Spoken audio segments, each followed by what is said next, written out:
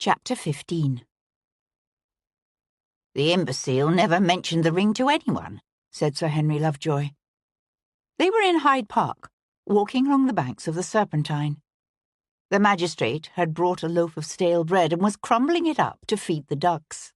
Sebastian said, "But you have heard of Sir Nigel?" "Oh, yes. We've had constables fanning out across the entire area, asking about men who disappeared 30 to 40 years ago. His name came up right away." Sebastian watched as a plump drake, its feathers iridescent in the sunlight, waddled out of the reeds toward them. "Sir Nigel was the bishop's eldest brother?" Lovejoy nodded. "By some 13 years. He went missing in July of 1782. His horse was found wandering on Hounslow Heath, so it was generally believed he must have fallen victim to highwaymen, but his body was never found." "How long was this before the crypt of St. Margaret's was bricked up?" "Unfortunately, there was a fire in the sacristy some years ago that destroyed many of the church's records. We're still trying to ascertain the exact date of the closure." Lovejoy threw a chunk of bread to the drake, who caught the morsel out of the air. "Sir Nigel's widow, Lady Prescott, still lives at Prescott Grange. A son inherited the estate." "Sir Peter Prescott," said Sebastian. Lovejoy kept his gaze on the task at hand. "You know him?" "We were at Eton together." The magistrate tossed the drake another handful of crumbs. "I understand he was a posthumous child, born some months after his father's disappearance." Sebastian nodded. "He suffered a fair amount of grief over it at school. You know what boys can be like. But he always took it well." Sebastian watched the drake waddle away, tail feathers flashing in the sun.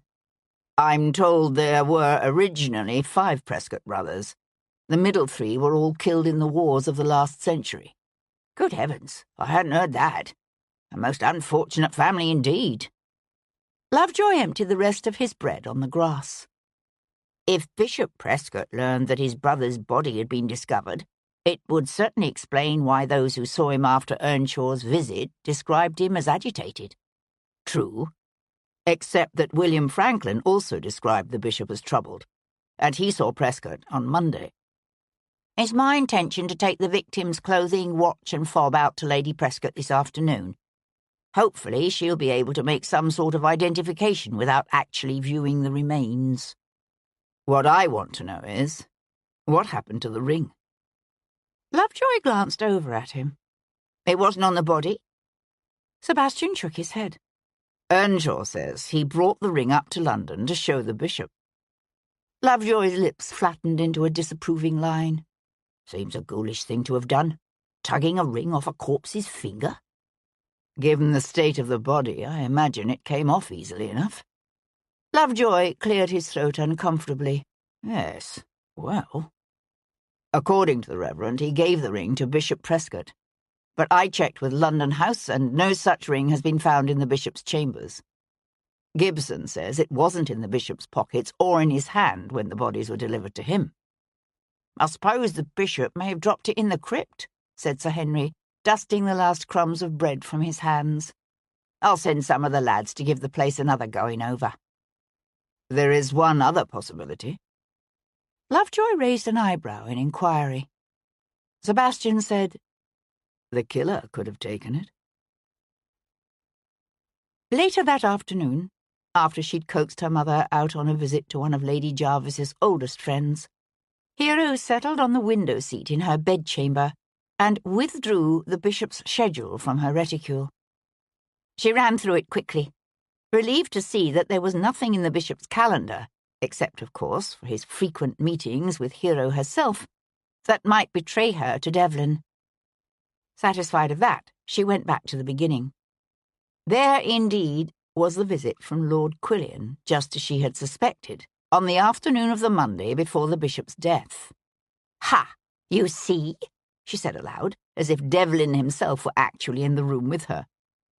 Then she frowned as she studied several other curious names on the schedule.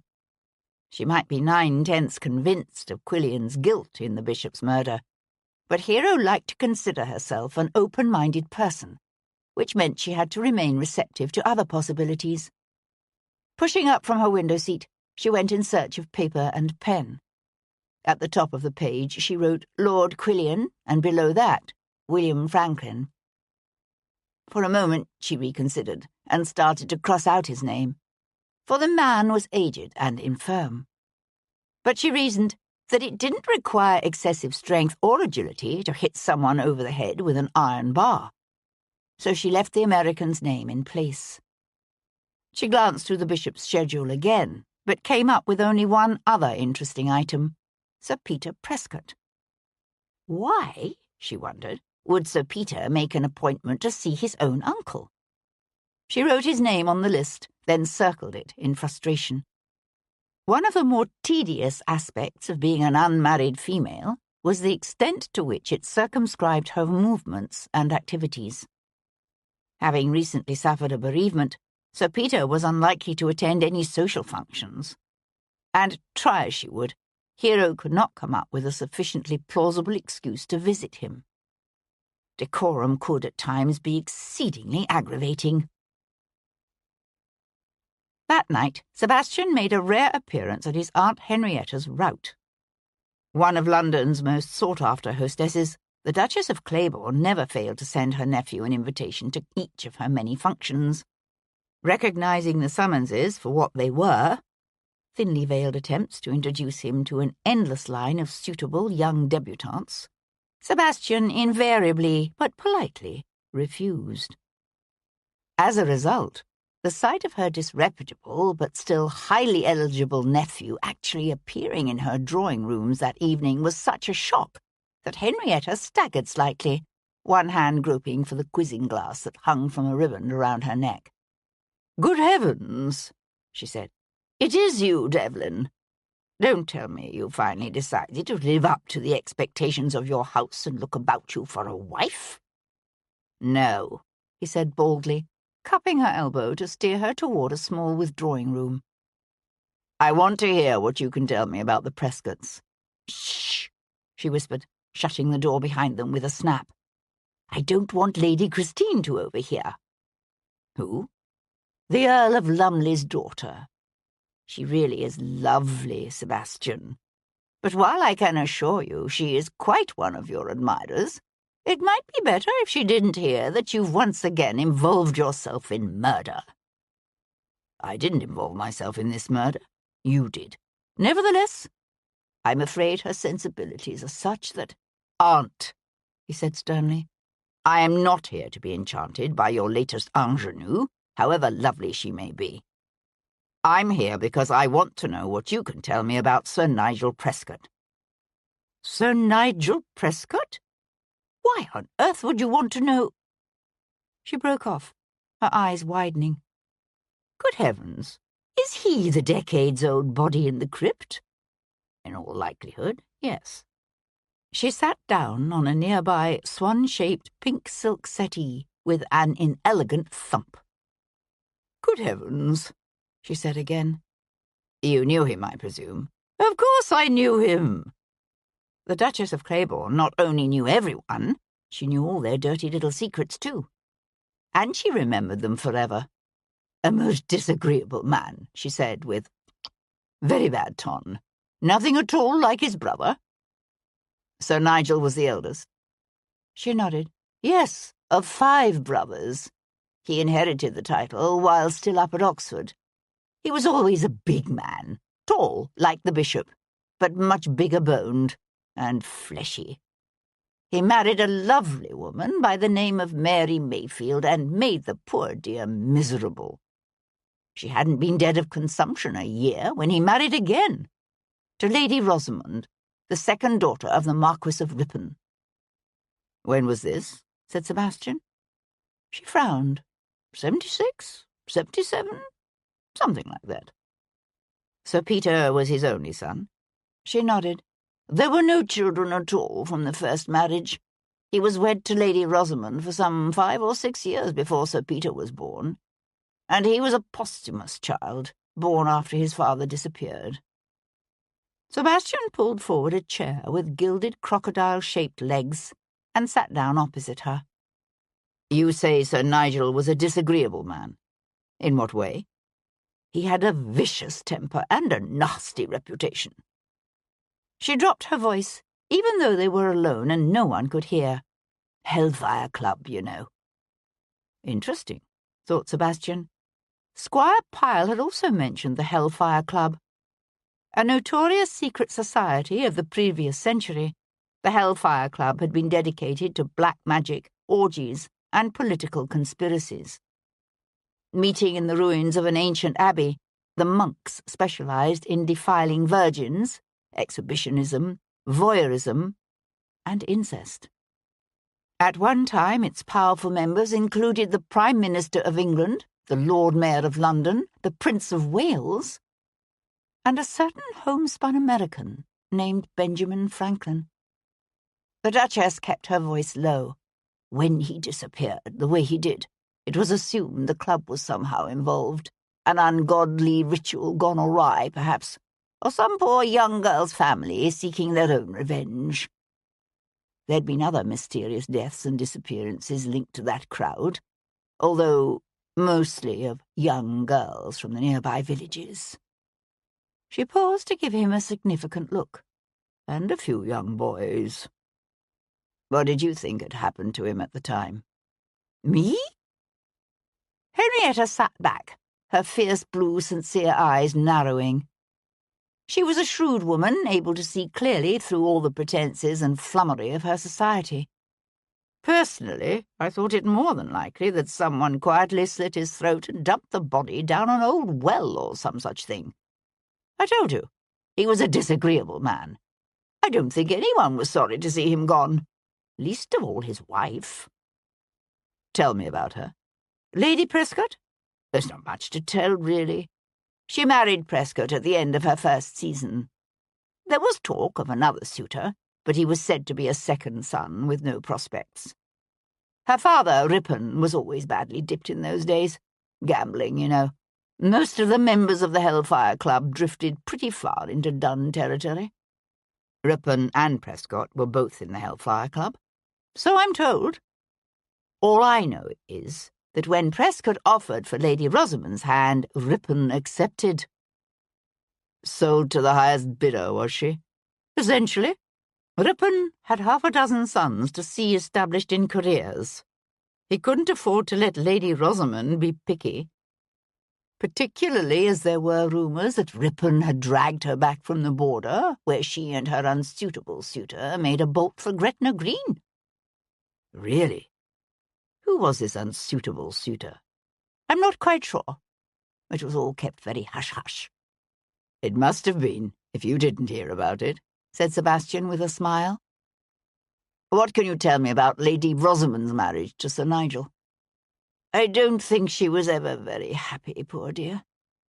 She went from being a rather vivacious, carefree woman to something quite squashed. That's the only word I can think of to describe it. After Sir Nigel disappeared, she essentially withdrew from society. He was eventually declared dead after the requisite number of years so that his son could inherit the title and estate. But she never remarried. If there's been any scandal attached to her name since that time, I've never heard of it. Sebastian nodded. If the Duchess of Claiborne hadn't heard of any scandal, then there hadn't been any scandal. He said, What about the bishop? How well did you know him? Henrietta let out her breath in a long, troubled sigh. He was a great favourite of the Archbishop's. But not yours? She pulled a face. You know me. I've little patience for earnest clerics. Sebastian smiled. The Archbishop of Canterbury himself being the notable exception. A rare bloom of colour touched his aunt's cheeks. John is different, she said, and looked away. Sebastian studied his aunt's plump, carefully rouged and powdered face. She'd been married at the age of 18 to the heir to the Duke of Claiborne, who assumed the title on the death of his father not long after the wedding. For 50 years she had reigned as one of the acknowledged queens of society, imperious, assured, and seemingly more than content with her lot in life.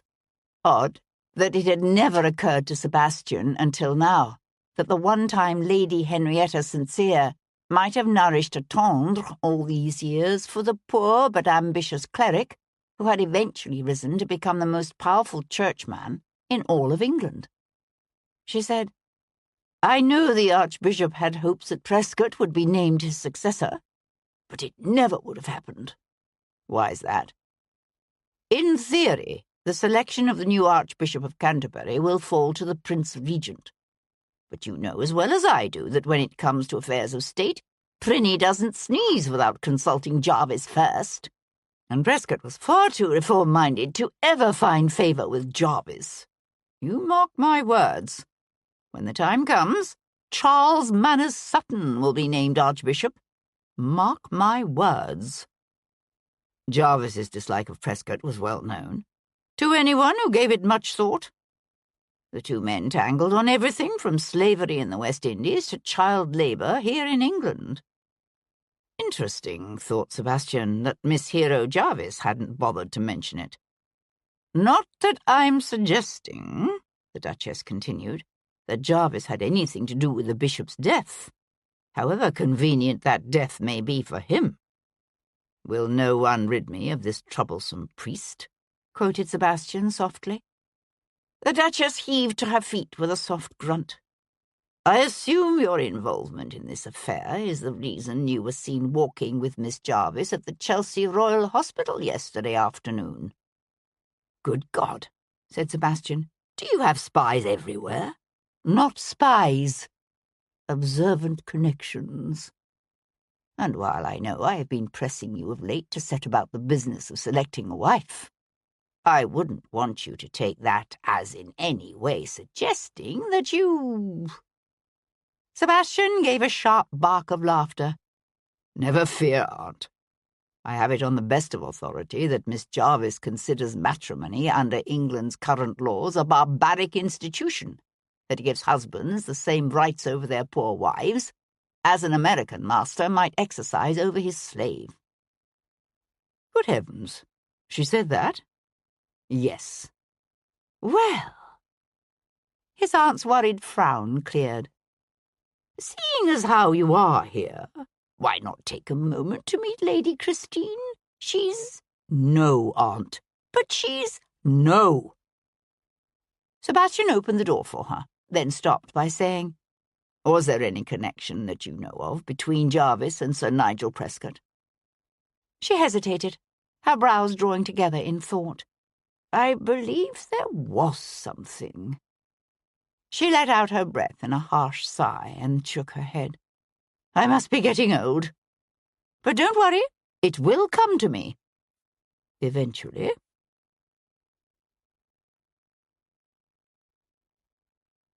Chapter 16. Sebastian returned home that night to be met by his major domo. "A packet arrived in your absence, my lord, from London House." "Thank you," said Sebastian.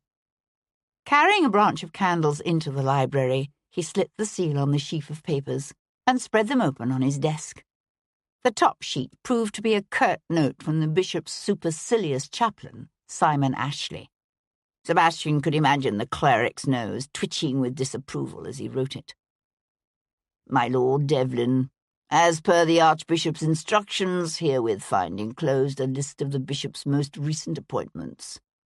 At his Grace's suggestion, I have annotated the list for your edification." It was signed with a single initial, A. The next 2 pages had obviously been copied from the bishop's appointment diary by someone with a painfully neat hand, most likely the diary secretary. The chaplain's own annotations were, in contrast, hurried scrawls, although thorough. Settling back in his chair, Sebastian ran through the list of names, dates, and times.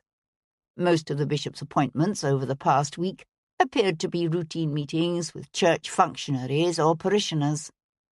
Sebastian found the appointment with William Franklin on Monday.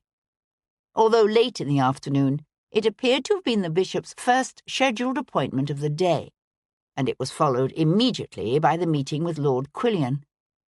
Interestingly, the bishop had also met with his nephew, Sir Peter Prescott, at 4 o'clock on Tuesday afternoon, the day of his death. for what purpose was not made clear. Rising thoughtfully to his feet, Sebastian glanced through the previous week's schedule again. But only one other name caught his attention: Miss Hero Jarvis. In addition to her 6 o'clock appointment on Tuesday, she had met with the Bishop of London no fewer than 3 times in the previous week. Sebastian's dreams took him many places. Sometimes he dreamt of cannonballs that whistled through the air to explode in bloody geysers of mud and horseflesh and torn men. Sometimes he dreamt of the sharp stench of burned timbers and a child's pale cheeks, brown eyes wide and sightless.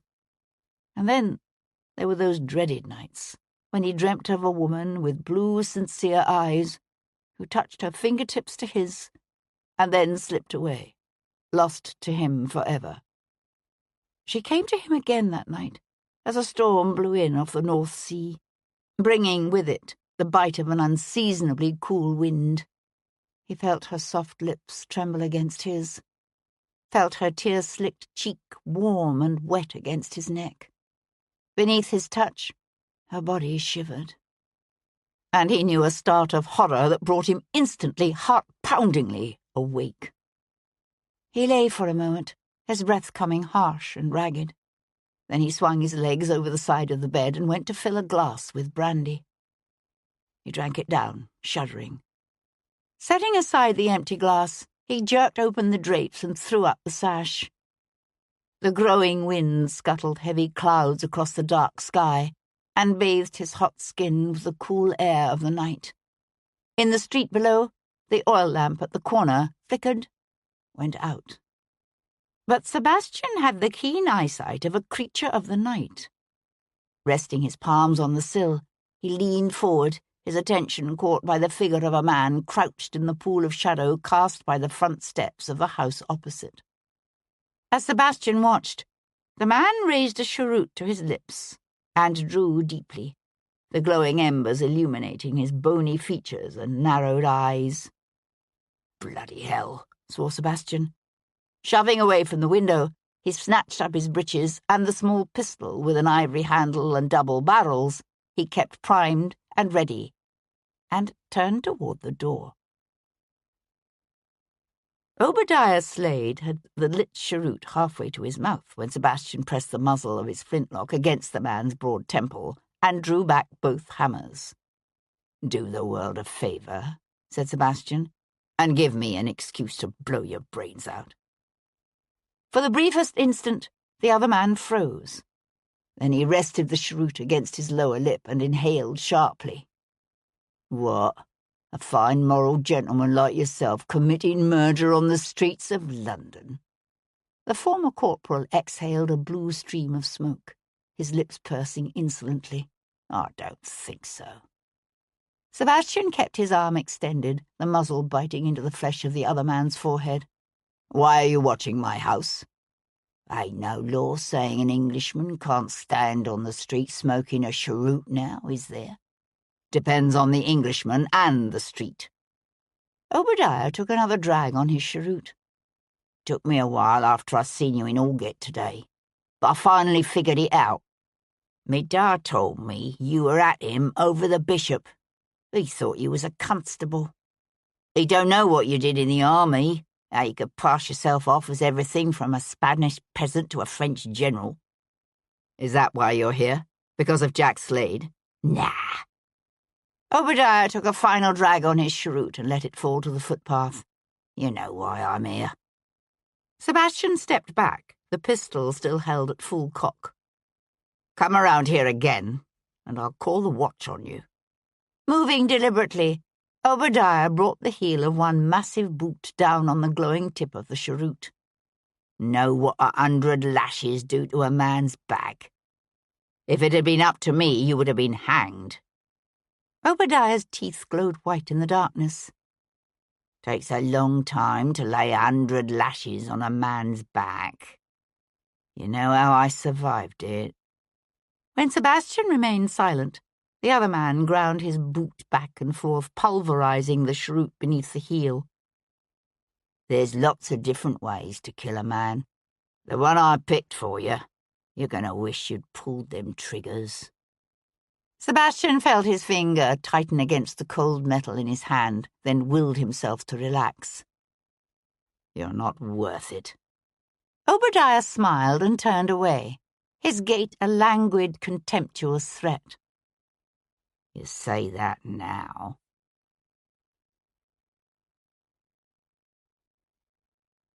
Chapter 17. Friday, 10th of July, 1812. Arising early the next morning, Hero Jarvis took one look at the platters of eggs and sausages, tomatoes and mushrooms set out on the buffet in the breakfast parlour, and turned away to order her horse brought around. The previous night's wind had brought a heavy cover of angry clouds to hang low over the city. As she trotted her big bay up and down the Row in Hyde Park, her groom following at a tactful distance, the first drops of rain began to fall. She ignored them. It had occurred to her at some point in the middle of a long, sleepless night that by focusing all her thoughts and energy on the murder of Bishop Prescott, she had been avoiding dealing with the disastrous effect of his death on her own future. Yet every time she tried to think about it, she found her mind shying away. The thunder of approaching hooves drew her attention to the gate. Looking up, she saw the lean figure of Viscount Devlin cantering toward her. She checked for the briefest instant, then trotted on. "It's raining," he said, bringing his Arab in beside her bay. "Or didn't you notice?" "If one doesn't ride in the rain in England, one seldom rides." His eyes narrowed with amusement. "True." "I assume you sought me out for a reason," she said bluntly, anxious to have him gone. "What is it?" "Several things, actually. First of all, I'm wondering why you failed to mention your father's opposition to Prescott's translation to Canterbury during our discussion yesterday." She let out a huff of breath that fell somewhere between a laugh and a genteel expression of derision. "What exactly are you imagining? That my father played the role of Henry II of Bishop Prescott's Thomas Becket?" The thought had occurred to me. "Don't be an ass." He was startled into a sharp burst of laughter. A silence fell, filled with the creak of saddle leather, the squishing thunder of their horses' hooves. Once again, she was the one to break it. "You said several things. What else?" He kept his gaze on the distant treetops. "I fear, Miss Jarvis, that you have been less than honest with me about the purpose of your recent visit to Bishop Prescott. Or should I say, visits." She kept her hands and seat relaxed, but some inner agitation must have communicated itself to the bay, for it began to sidle.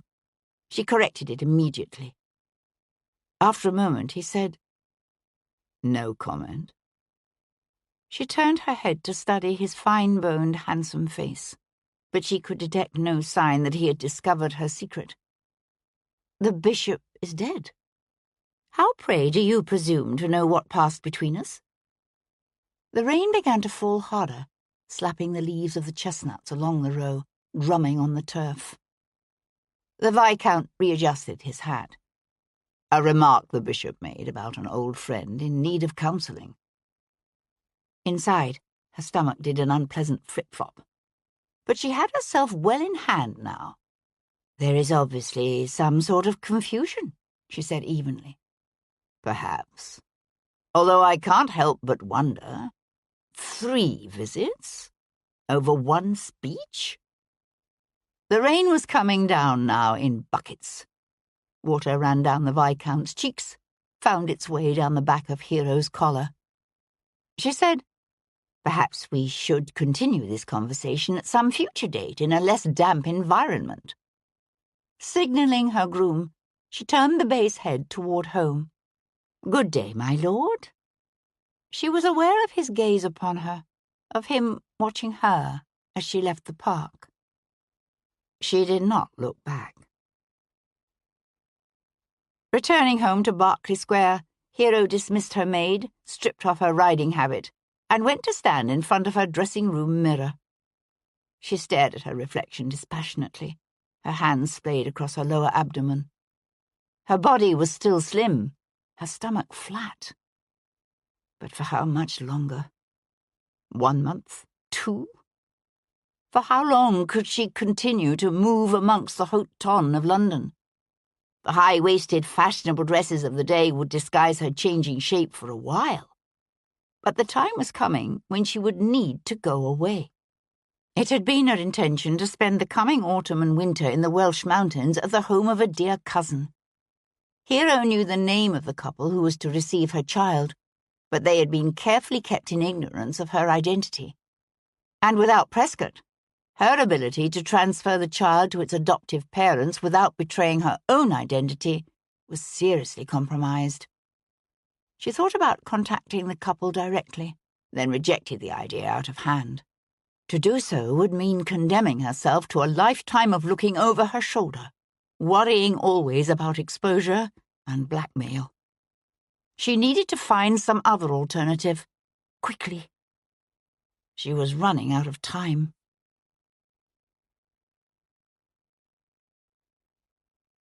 Chapter 18. By the time Sebastian made it back to Brook Street, his riding jacket and breeches were soaked. "Murder investigations can definitely take a toll on a gentleman's wardrobe," said Jules Calhoun, collecting the discarded garments. Sebastian smoothed the folds of his fresh cravat. "Tempted to quit, Jules?" Until he had discovered the unflappable Calhoun, Sebastian had endured everything from vapours to temper tantrums, from valets unused to serving a gentleman who regularly found himself involved in all the down-and-dirty particulars of murder investigations. Calhoun looked around, affronted. "Oh, me? Of course not, my lord." Changed into dry clothes, Sebastian ordered his curricle brought round and set forth in search of the Bishop of London's nephew, Sir Peter Prescott. He found the baronet sprawled in one corner of a high-backed, old-fashioned bench in a tavern known as the Jerusalem Gate, near Hans Place. It was just past 10 in the morning, and from the looks of things, Prescott had yet to make it to his bed. A half-empty bottle of brandy rested on the small octagonal table before him. His cravat was disordered and stained with sweat. A day's growth of blonde beard shadowed his cheeks, and his well-tailored coat of olive drab was creased and muddied near the cuffs. When Sebastian pulled a chair opposite him, Sir Peter looked up without shifting his posture and announced unnecessarily, "I'm foxed." "My condolences on the death of your uncle the bishop," said Sebastian, ordering 2 tankards of ale. Sir Peter let his head fall back against the bench's high wooden slats. He was a slim man of medium height, with fine, fair hair that curled against his forehead. Combined with his soft blue eyes, that halo of golden curls had given him a deceptively angelic appearance as a boy. Now the curls were plastered against his forehead with sweat, the eyes bloodshot. "Dear Uncle Francis," he said, "leave it to the bishop to get himself murdered in a church." Sebastian studied the baronet's flushed, strained features. The 2 men had known each other for some 20 years, first as schoolboys, then as young men on the town. But after that, their lives had diverged. While Sir Peter settled down to the management of the ancestral estate that had been his since birth, Sebastian's days had filled with the tramp of red-coated soldiers and the howl of artillery shells he sometimes still heard exploding in his dreams. Sebastian took a sip of ale, his gaze on his old friend's familiar face. "I was always under the impression you and your uncle were quite close." "Close?" Sir Peter gave a peculiar shudder. "I suppose. I mean, it worked out well, didn't it? He didn't have a son, I didn't have a father. A match made in heaven, you might say. Or in hell." "I take it you quarrelled recently." "I didn't know he was going to die," said Sir Peter, scrubbing a shaky hand across his lower face. You try having the bloody Bishop of London as your bloody uncle. If I had aspirations towards sainthood, I'd have become a bloody priest like him. No, I never thought you had any aspirations for sainthood. A ghost of a schoolboy's grin lifted the edges of the other man's lips. Me? I may be the one who loosed that goat in the old headmaster's bedchamber, but you're the one who dreamt up the prank in the first place. Sebastian gave a soft laugh. The truth was, Bishop Prescott should have had little to complain of in his nephew. The ebullient schoolboy had matured into a good-natured but responsible landowner, far more interested in his herds and the latest strain of oats than in the turf or the dice box. Sebastian could think of only one way in which the baronet strayed from the path of respectability. Like Sebastian, Sir Peter had never taken a wife, preferring to allow his mother to continue as chatelaine of his estate's ancient rambling house, while he himself divided his time between the Grange and a certain dark-haired, dark-eyed opera dancer he kept in rooms in town. Sebastian leaned back in his seat and stretched out his boots to cross them at the ankles. Heard about your opera dancer, did he? Sir Peter hunched forward to wrap one fist around his tankard and sniffed. To listen to him, you'd have thought I was a bloody Turkish pasha with a harem. Didn't look good, I suppose, for the nephew of the bloody Bishop of London to be consorting with a low woman, especially when the Bishop of London has a shot at becoming the next Archbishop of Canterbury. Is that what he wanted to talk to you about on Tuesday? Sir Peter looked up in surprise. How do you know about that? The Bishop's diary secretary. He took a deep draught of ale. Says something, don't it? When a man needs to make an appointment to see his own bloody uncle. How was he when you saw him? Sir Peter's eyes narrowed. What's that supposed to mean? Did he seem unusually distressed by anything? No. Why would he be? Sebastian raised his tankard and took a slow sip. Both Miss Jarvis, who saw the bishop at 6 that evening, and William Franklin, who met with Prescott the previous afternoon, had described the Bishop of London as unusually agitated about something. Either Sir Peter was a particularly insensitive nephew, or he was being less than truthful. So tell me, said Sebastian, who do you think killed him? Me? What would I know of it? You must have some thoughts on who might be responsible. Sir Peter cast a quick glance sideways, then leaned forward, one forearm pressing into the tabletop between them as he dropped his voice. Seems to me what the authorities ought to be asking is, who would have the most to gain from the Bishop of London's death? Good question, said Sebastian. What would you say is the answer? Sir Peter flopped back in his seat. That's where it gets tricky. Uncle Francis wasn't afraid of making enemies of the kind of men who can be dangerous. Did he ever mention anyone in particular? Sir Peter gave a sharp laugh. What? You mean besides everyone from Jarvis and Quillian to Liverpool and Canning? He sounds like a quarrelsome man. Quarrelsome? Sir Peter frowned, then shook his head, some of the anger and resentment seeming to be leached out of him. No, he wasn't particularly quarrelsome. He simply believed passionately in the ideals of his faith. Justice, charity, peace. In other words, an admirable man. Yes. Sir Peter drew in a deep breath. Suddenly, he didn't look so drunk. Yes, he was. Sebastian glanced across the tap room to where he could see raindrops chasing one another down the old leaded glass panes of the windows. Where were you Tuesday evening? Sir Peter's eyes darkened. In Camden Place? Why? Camden Place. I keep rooms there. Ah. Sebastian studied his former schoolmate's trembling hand, the day's growth of beard shadowing his normally ruddy cheeks. From the looks of things, Prescott had been drinking steadily since hearing the news of his uncle's death. Sebastian said, "When was the last time you saw Lady Prescott?" "The mother?" Sir Peter frowned. "Yesterday." "Why do you ask?" By now, Sir Henry Lovejoy would have made the awkward journey out to Prescott Grange, bearing a tattered coat of blue velvet, a stained satin waistcoat, and an old-fashioned gold pocket-watch and fob. If their supposition was correct, if the decades-old corpse in blue velvet was indeed Sir Nigel, then Lady Prescott had just learned she was a widow. Sebastian said, "You do know they found another body in the crypt with your uncle, the body of a man who was apparently murdered there 30 years ago." The baronet went suddenly still. "You say 30 years ago?" "That's right." Whatever colour Sir Peter had left drained from his face.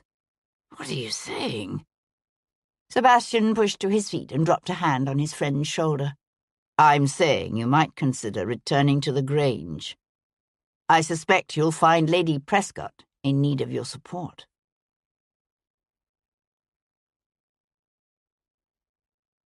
Chapter 19.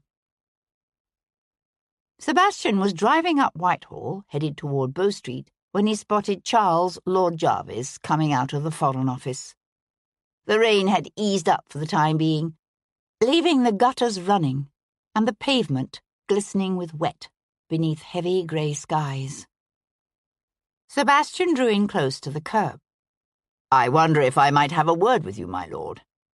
"Only if you're willing to walk with me," said Jarvis, without breaking his stride. "Follow along behind us," Sebastian told his tiger, and jumped down from the curricle's high seat. Jarvis continued walking as Sebastian fell into step beside him. The two men shared a tangled history of animosity stretching back nearly 2 years. Sebastian never made the mistake of underestimating either Lord Jarvis's intellect and power or his malevolence. "I hear you're making inquiries into the death of Bishop Prescott," said the big man. "It's rather undignified, don't you think? The son of a peer of the realm continually involving himself in murder investigations like some common Bow Street runner." "As long as I don't do anything truly sordid, such as accept payment for my activities, the reputation of the House of St. Cyr should survive." Jarvis grunted and kept walking. Sebastian said, "I understand you and the Bishop of London had differences." "Differences?" Jarvis threw him a sideways glance. "I should rather think so. You'd be hard-pressed to find a member of the House of Lords who didn't have differences with the Bishop of London. And that includes his fellow ecclesiastics on the bishop's bench. The man was a bloody radical." "You mean because of his stand on slavery?" "I mean because of his stand on everything. He even wrote a poem about peace." Jarvis spat the word out as if it were an abomination. "He was a man of God, after all. And this country does God's work." Jarvis paused at the curb to let a 2-wheeled cart piled high with casks and pulled by a grey mule rattle past. "Although not, of course, in Prescott's reckoning. Princes are privileged to kill as if numbers sanctify the crime," he quoted derisively. Prescott was in favour of pursuing peace with the French. With the French and with the bloody Americans. Despite the fact that he held both nations in considerable contempt. Jarvis made a rude sound. "Don't ask me to make sense of the man's twisted reasoning." Sebastian studied Jarvis's arrogant, aquiline profile. "I understand you opposed Prescott's translation to Canterbury." "I should rather think so." "Because of his opposition to the war, or because of his stand on abolition? What do you think?" "I think the Bishop of London seems to have accumulated a number of enemies." The big man drew up on the footpath outside Carlton House. "That tells you something about the man, does it not?" His words echoed something Jarvis's own daughter had said. "I suppose," said Sebastian, A lot depends on the nature of that man's enemies. A gleam of amusement touched the other man's hard grey eyes. So it does. Good day to you, my lord. Sebastian waited until Jarvis was passing through the gate in the screen separating the mall from the palace courtyard before raising his voice to say, "What about the bishop's brother? What manner of man was he?" Jarvis swung slowly to face him again. "Francis Prescott had 4 brothers. To whom are you referring?" "The eldest, Sir Nigel." A quiver of distaste passed over the Baron's aristocratic features. "Bishop Prescott was a tiresome, meddlesome fool. But Sir Nigel was something far worse. He was, pure and simply, bad ton. I wasn't the least surprised when someone finally murdered him." Sebastian blinked. He himself had good reason to believe Sir Nigel had spent the last 30 years lying face down in the crypt of St. Margaret's with a dagger in his back. But that fact was as yet not well known. He said, "Was Sir Nigel murdered? I was under the impression the man simply disappeared." "Of course he was murdered. Do you think men of his ilk simply disappear?" "Who do you think killed him?" "I honestly don't know. But if I did, I'd be inclined to buy the man a drink." Jarvis paused as the bell towers of the city began to toll the hour. A harmonious jumble of high and low dongs ringing out over the rooftops. "Now, good day to you, my lord." Sebastian watched the Baron cross the courtyard toward the palace steps. "Governor," said Tom, reining in the chestnuts beside him. Sebastian stood for a moment, frowning after the king's powerful cousin. Then he leapt into the curricle and turned his horses toward Bow Street. "I don't think there's much doubt about it," said Sir Henry Lovejoy, his features set in serious lines. "Our mysterious 18th century victim is, in all likelihood, the bishop's long-missing brother, Sir Nigel. Lady Prescott identified the blue velvet coat and satin waistcoat as identical to what her husband was wearing when he disappeared. The watch and the fob were his as well." The 2 men had left the public office in Bow Street and were pushing through the crowds that thronged the nearby arcades fronting Covent Garden Square. By now the tumult that had characterized the early morning market had died down, the heavy wagons of the merchants and traders giving way to the handcarts of the costers and strolling hawkers, selling buns and oysters, knives and pocketbooks. "And the crooked left arm?" asked Sebastian. "She says he broke it as a boy, at Eton," added the magistrate, watching a stout, thick-necked woman with a basket balanced on her head stagger past. The air was heavy with a sense of coffee and fresh flowers, and drying horse droppings. "How did Lady Prescott receive the news his body had been found?" "She wept." "What did she tell you of the circumstances surrounding Sir Nigel's disappearance?" "As I understand it, the baronet was last seen on the 25th of July. He left the estate after an early dinner, intending to pass the evening at one of his clubs. Only he never arrived." "His horse was found wandering on Hounslow Heath that night?" "The next day." "Any blood on the saddle or the horse?" "Not that anyone remembers." They paused beside a medicinal stall, selling everything from leeches and dried herbs to snails for a healing broth. "Yet they attributed the man's disappearance to highwaymen," said Sebastian. "Seems a bit of a stretch, does it not? When was the last time you heard of thieves leaving a purebred horse and saddle and stealing their victim's dead body? The authorities assumed the horse bolted when Sir Nigel was set upon. Hounslow Heath was particularly notorious in those days." "Was there no suspicion at the time that the baronet might have met with foul play at the hands of some enemy?" "Oh, yes. There was considerable speculation. I gather Sir Nigel had a rather unsavoury reputation." "I've heard he was a member of the Hellfire Club." "That too." The magistrate peered thoughtfully at a mound of dried mint on the table before them. He seems to have had a talent for arousing the passions of his enemies." "Somewhat like his brother," observed Sebastian, "although not obviously for the same reasons." "How true." Lovejoy paid for a measure of the mint and slipped the packet into his pocket. "I understand that at first suspicion focused on the son of a former tenant who was nursing a powerful grudge against the baronet. But the lad possessed a solid alibi for the evening in question." "What sort of alibi?" They turned back toward Bow Street. "He was locked up in a roundhouse here in London."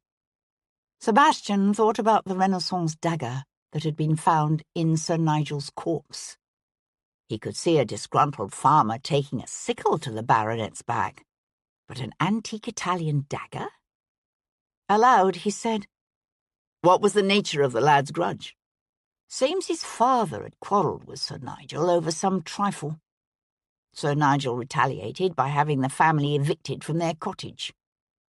It was in the midst of a dreadful snowstorm, and the entire family froze to death on the heath trying to make it into London. Mother, father, 2 young girls. The only reason the lad survived was because some uncle had arranged for him to be apprenticed to a butcher in London.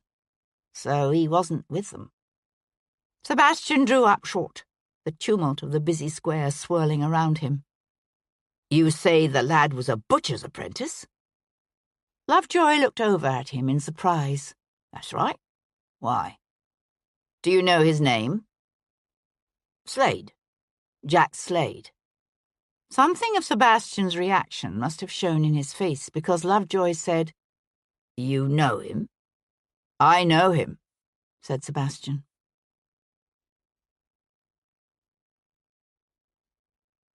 Chapter 20. Finding the butcher shop on Monkwell Street closed, Sebastian tracked Jack Slade to the nearby vast livestock market of Smithfield. Once these death-haunted acres had echoed with the crackle of burning faggots, the jeers of angry mobs, the shrieks of dying martyrs as Protestant monarchs burned papists, and Catholic monarchs burned heretics. Now the open ground was crowded with pens of bleating sheep separated by foul lanes, where long lines of cattle stood, their heads tied to the rails. Working his way down a narrow pathway, Sebastian found Jack Slade with his foot propped up on the nearest low rail, a drover's boy beside him as they inspected a long-horned Spanish cow tied up outside the sprawling bulk of St. Bartholomew's Hospital. The air was heavy with the smell of manure and wet hides and unwashed men. At a nod from Sebastian, the drover's boy drew back, his jaw slack with wonder. This time, Sebastian had made no effort to disguise who or what he was. "You didn't tell me you grew up on Prescott Grange," said Sebastian. His foot sliding off the rail, Slade straightened slowly, his eyes narrowing as he took in Sebastian's blue coat of supervine, the exquisitely tailored doeskin breeches, and gleaming hessians. But all he said was, "You didn't ask." Sebastian hooked one elbow over the top rail of the fence beside him, his gaze drifting over the sheep milling in the pen. "You still maintain you went to see Bishop Prescott on Monday afternoon to take him some pork chops?" Slade sucked on the plug of tobacco, distending his lower lip. "Why else would I go see him?" "I'm told you threatened to kill his brother 30 years ago." Slade pursed his lips and spat a thick stream of tobacco juice that hit the cobbles in a yellowish-brown splat. "That were no threat. That were a promise. And I'd have done it too if somebody hadn't beat me to it." Beside them, the cattle shifted restlessly, steam rising from their hides. A roar of voices from a nearby public house mingled with the barking of dogs and the whistling of the drovers and the frightened chorus of bellowing and bleats coming from the doomed animals. Slade spat again. "What you thinking? That I'd done for Sir Nigel 30 years ago, then went after the bishop on Tuesday night? I had no quarrel with the bishop. He was a good, God-fearing man, unlike his hell's spawn of a brother." "Where were you Tuesday night?" "With me mates at the local." "Why?"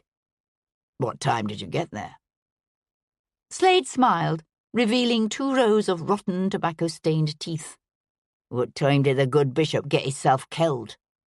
Because whene'er it was, I've a dozen mates who'll swear I was at the public house the whole night.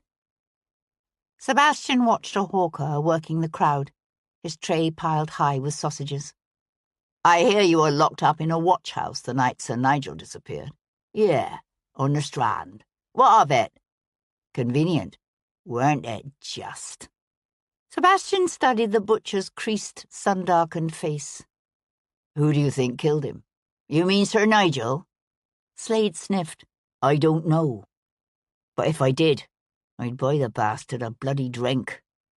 That seems to be a common sentiment. Yeah? Well, that tells you something, don't it? I assume you've heard by now that Sir Nigel's body has been found. A muscle bunched along the butcher's prominent jaw.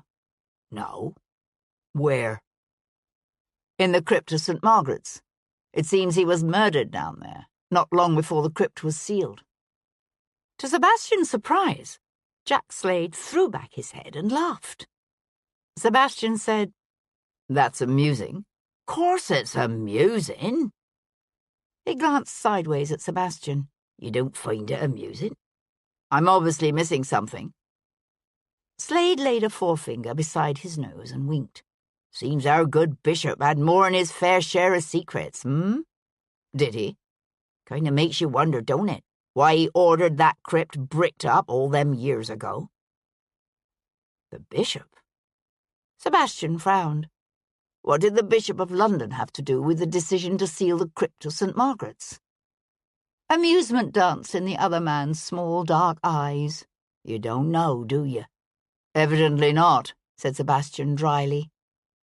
Slade used his tongue to shift his plug of tobacco to his cheek. Who do you think was the priest in residence at St. Margaret's 30 years ago? Sebastian said, The bishop began his ecclesiastical career as a doctor of classics at Oxford. Maybe.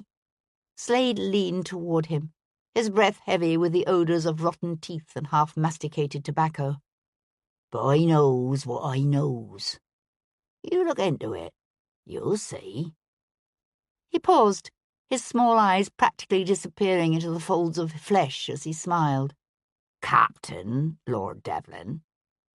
You've been talking to your son, said Sebastian, his gaze drifting over the lowing cows, the pens of milling, bleating, terrified sheep.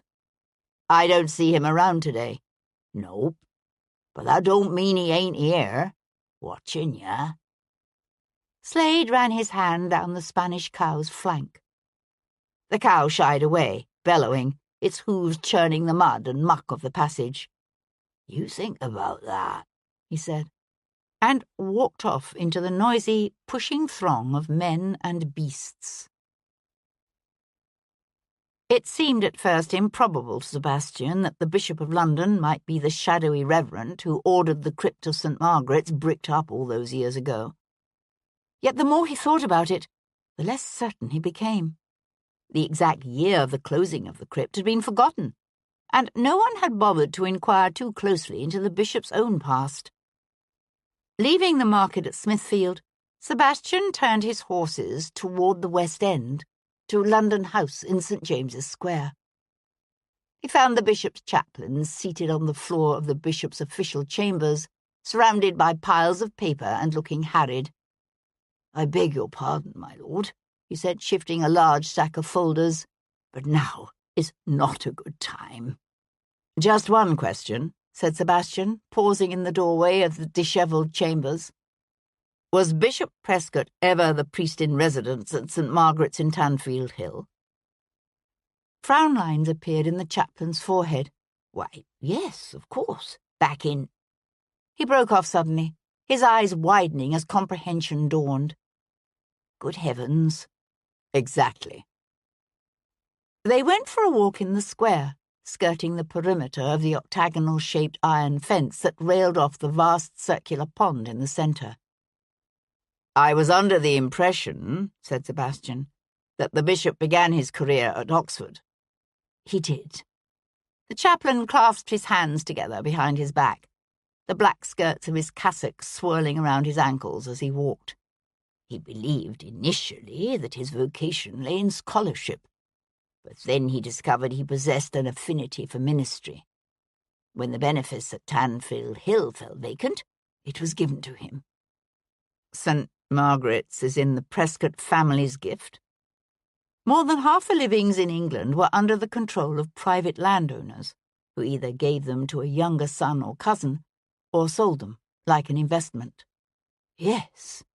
Before Francis Prescott took it up, I believe it was in the possession of a distant cousin. When exactly was this? That Dr. Prescott was in residence at St. Margaret's? The chaplain thought about it a moment. From some time in the late 1770s until the end of 1782, I believe. So it would have been Prescott's decision to seal the crypt at St. Margaret's. The chaplain blew out his breath in a long sigh. I suppose it must have been, although I couldn't say for certain without looking at the records. He glanced over at Sebastian. I know what you're thinking, but you're wrong. The bishop was a man of God, a good, gentle soul, repulsed by violence. He could never have killed his own brother and then bricked up the crypt to hide the deed. Sebastian studied the chaplain's pale, troubled features. In his experience, most people were capable of murder, if pushed hard enough. And Sir Nigel certainly sounded like the kind of man who had pushed many men hard enough to goad one of them into murder. I was acquainted with him, you know, said the chaplain. Sebastian glanced over at him in surprise.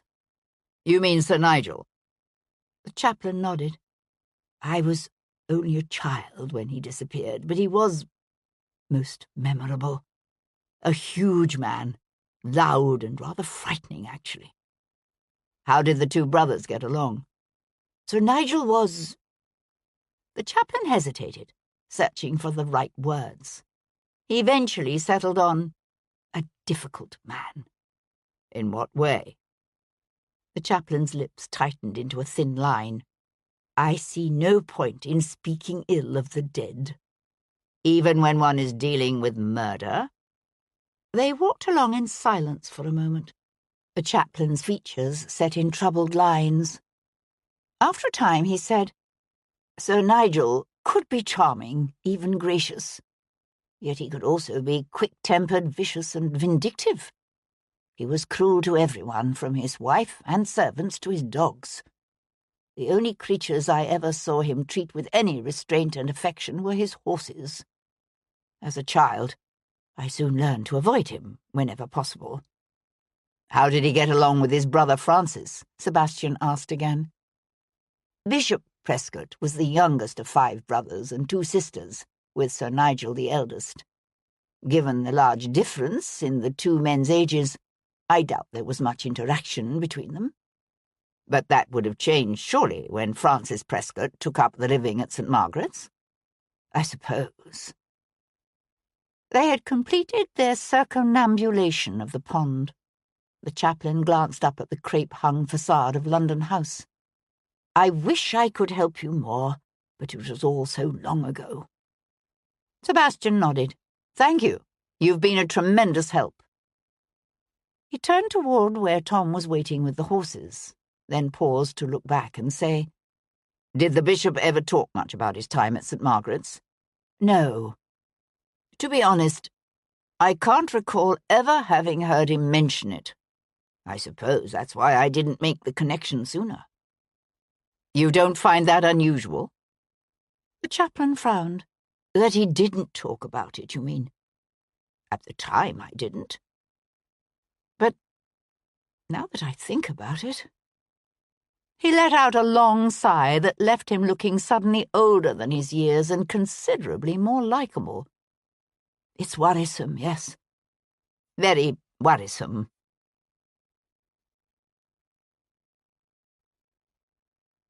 Chapter 21. Sounds pretty simple to me, said Gibson, his head bowed as he worked to carve a slice of meat from the serving of pork ribs on the table before him. The bishop obviously murdered his brother, then bricked up the crypt to hide the body.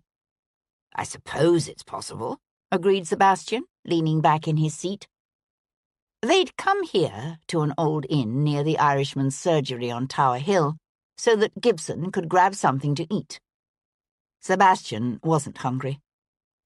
By all accounts, Sir Nigel was unpleasant enough to provoke even a saint to murder. And while the bishop might have been a far more pleasant individual than his brother, he doesn't exactly sound even-tempered himself. Gibson glanced up. Yet you're not convinced? Why? There are other possibilities, such as that Sir Nigel met with foul play on Hounslow Heath after all, and his killer shifted the body to the crypt to hide it, knowing the crypt was about to be sealed. Gibson's brows drew together in a thoughtful frown. Sounds like a risky thing to have done, if you ask me. There are nasty penalties for those caught lugging bodies around churchyards in the dark. True. But those types are generally taking bodies out, not bringing them in. The surgeon gave a soft laugh. Still, what if the workmen had decided to take one last look around the crypt before bricking it up?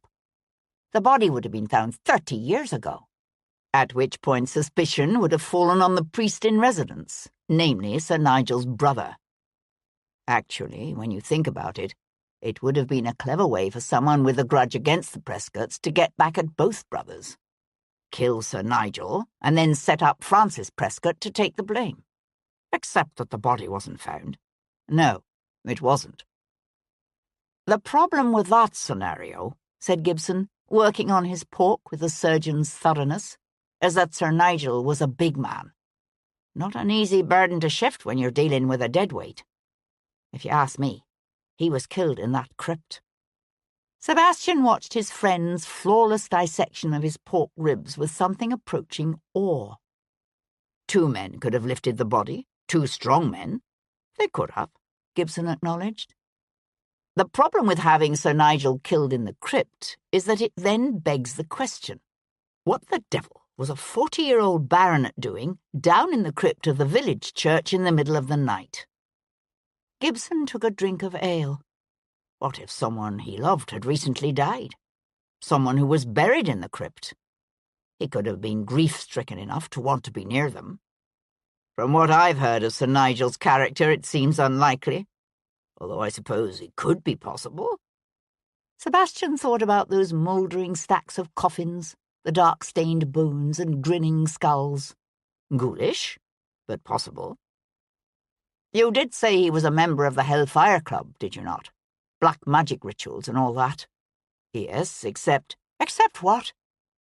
It occurs to me that the gate at the top of the stairs would have been kept padlocked. If he broke the lock, it would have been remarked upon.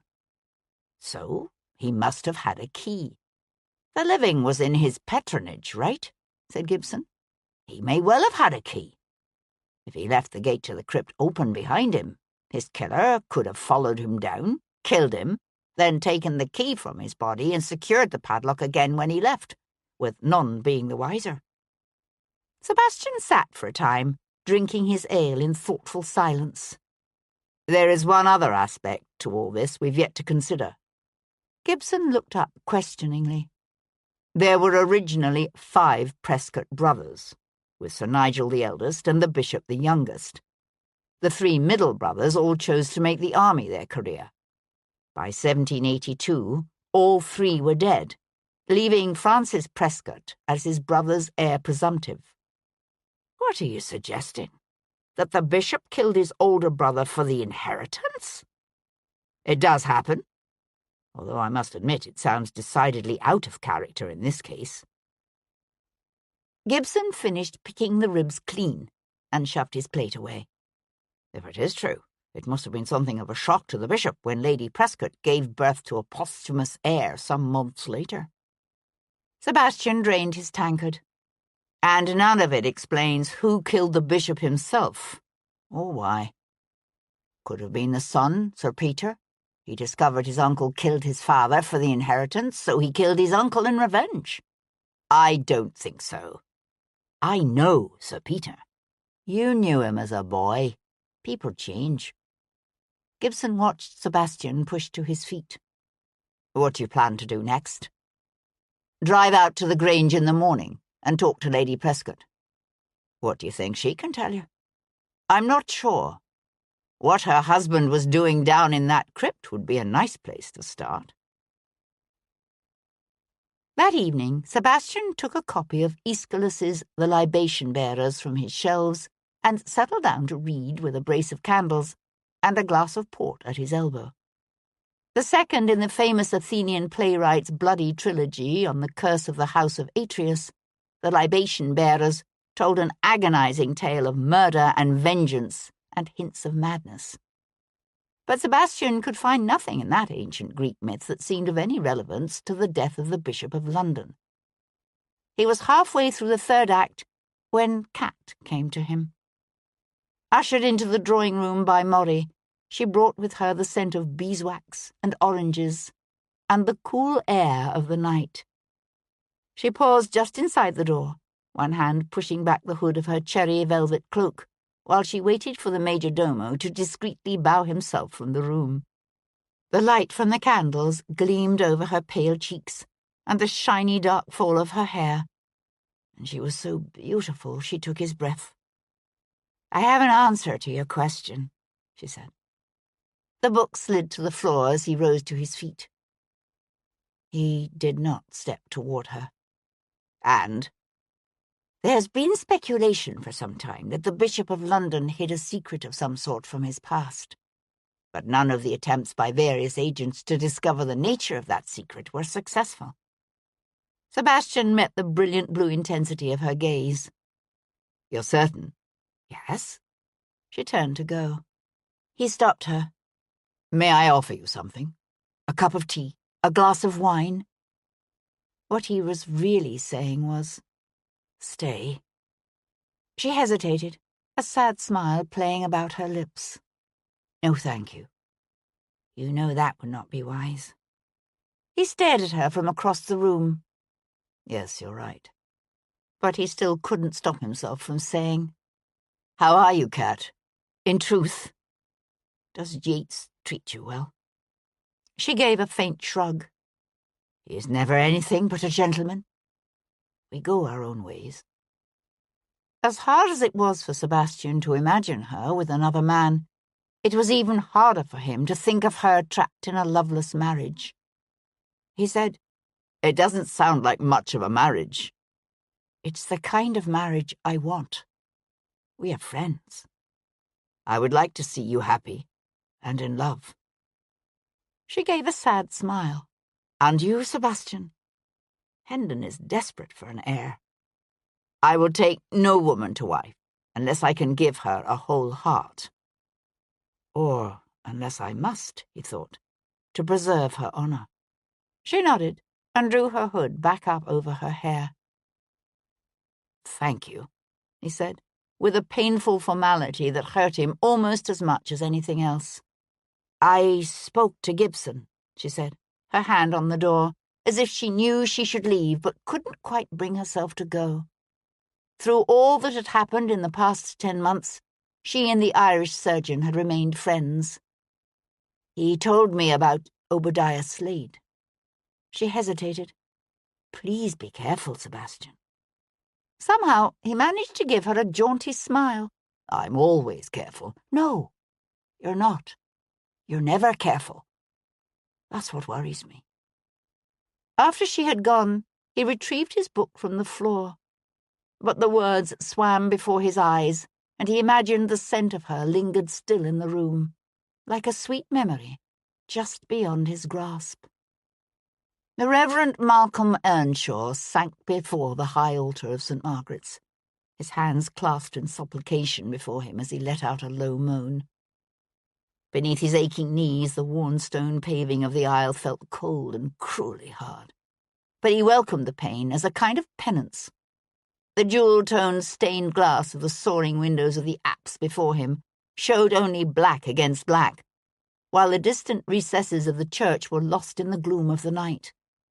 He let his head fall back, his throat working to swallow as he stared up at the intricately carved groins of the ancient vaults above him. alive now with strange ghostly shadows cast by the flickering flames of the two heavy candles flanking the altar. He squeezed his eyes shut, his lips moving in a soundless prayer. O Lord, thou hast searched me and known me. Thou knowest my lying down and my rising up. Thou understandest my thoughts afar off. It was so difficult to know what to do in such a situation. One shrank from accidentally implicating the innocent, but what if the innocent were not truly innocent? How was one to know? Never had Earnshaw felt more in need of guidance and wisdom. Thou compassest my path and my lying down, he whispered, finding solace in speaking the words aloud. Whither shall I go from thy spirit? Whither shall I flee from thy presence? At some point, the rain had started up again. He could hear it beating on the slate roof above him, and he shivered with the cold and the damp, and a quick leap of unaccountable fear. Surely thou wilt slay the wicked, O God, he said, his voice rising shrilly. Depart from me, therefore, ye bloody men. From somewhere startlingly near came a soft thump. The Reverend pushed to his feet, his knees creaking, his breath bunching hot in his throat as he whirled about to peer helplessly into the gloom. Who's there? His own voice echoed back at him. He swallowed hard, feeling an odd mixture of foolishness and terror. Is anybody there? The urge to bolt toward the west door was strong, but the fat beeswax candles flanking the altar were atrociously dear. He never should have lit them. It had been a foolish extravagance, however spooked he might be. Bent on extinguishing the flames quickly, he lurched up the step toward the altar, stumbling in his haste. Then he threw another frightened glance toward the nave and whispered, Oh, my God!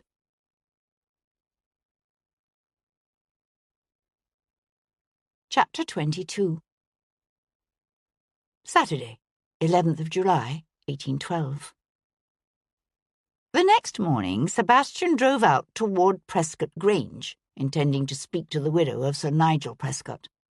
But when he passed through Tanfield Hill, he found the village green crowded with men fanning out under the direction of the squire, Douglas Pyle. What's all this? Asked Sebastian, reining in beside him. That fool priest, said the squire. He's gone missing. According to Mrs. Earnshaw, he went out last night, saying he couldn't remember if he'd locked the sacristy door. Nobody's seen him since. Sebastian glanced over at the ancient church, its heavy sandstone walls looking dark and brooding beneath the cloudy sky. Did you check the crypt? The squire drew in a deep breath that lifted his broad chest and blew it out slowly. Aye, we did. He's not there, thank God. Although we did find this. He slipped something from his waistcoat and held it out. Sebastian found himself staring at a black-carved classical profile mounted on a heavy silver setting. Sir Nigel's ring? The squire nodded. One of the lads found it in the rubble near those old collapsed coffins. Must have got kicked back there somehow, which is why we didn't see it before. Sebastian handed the ring back.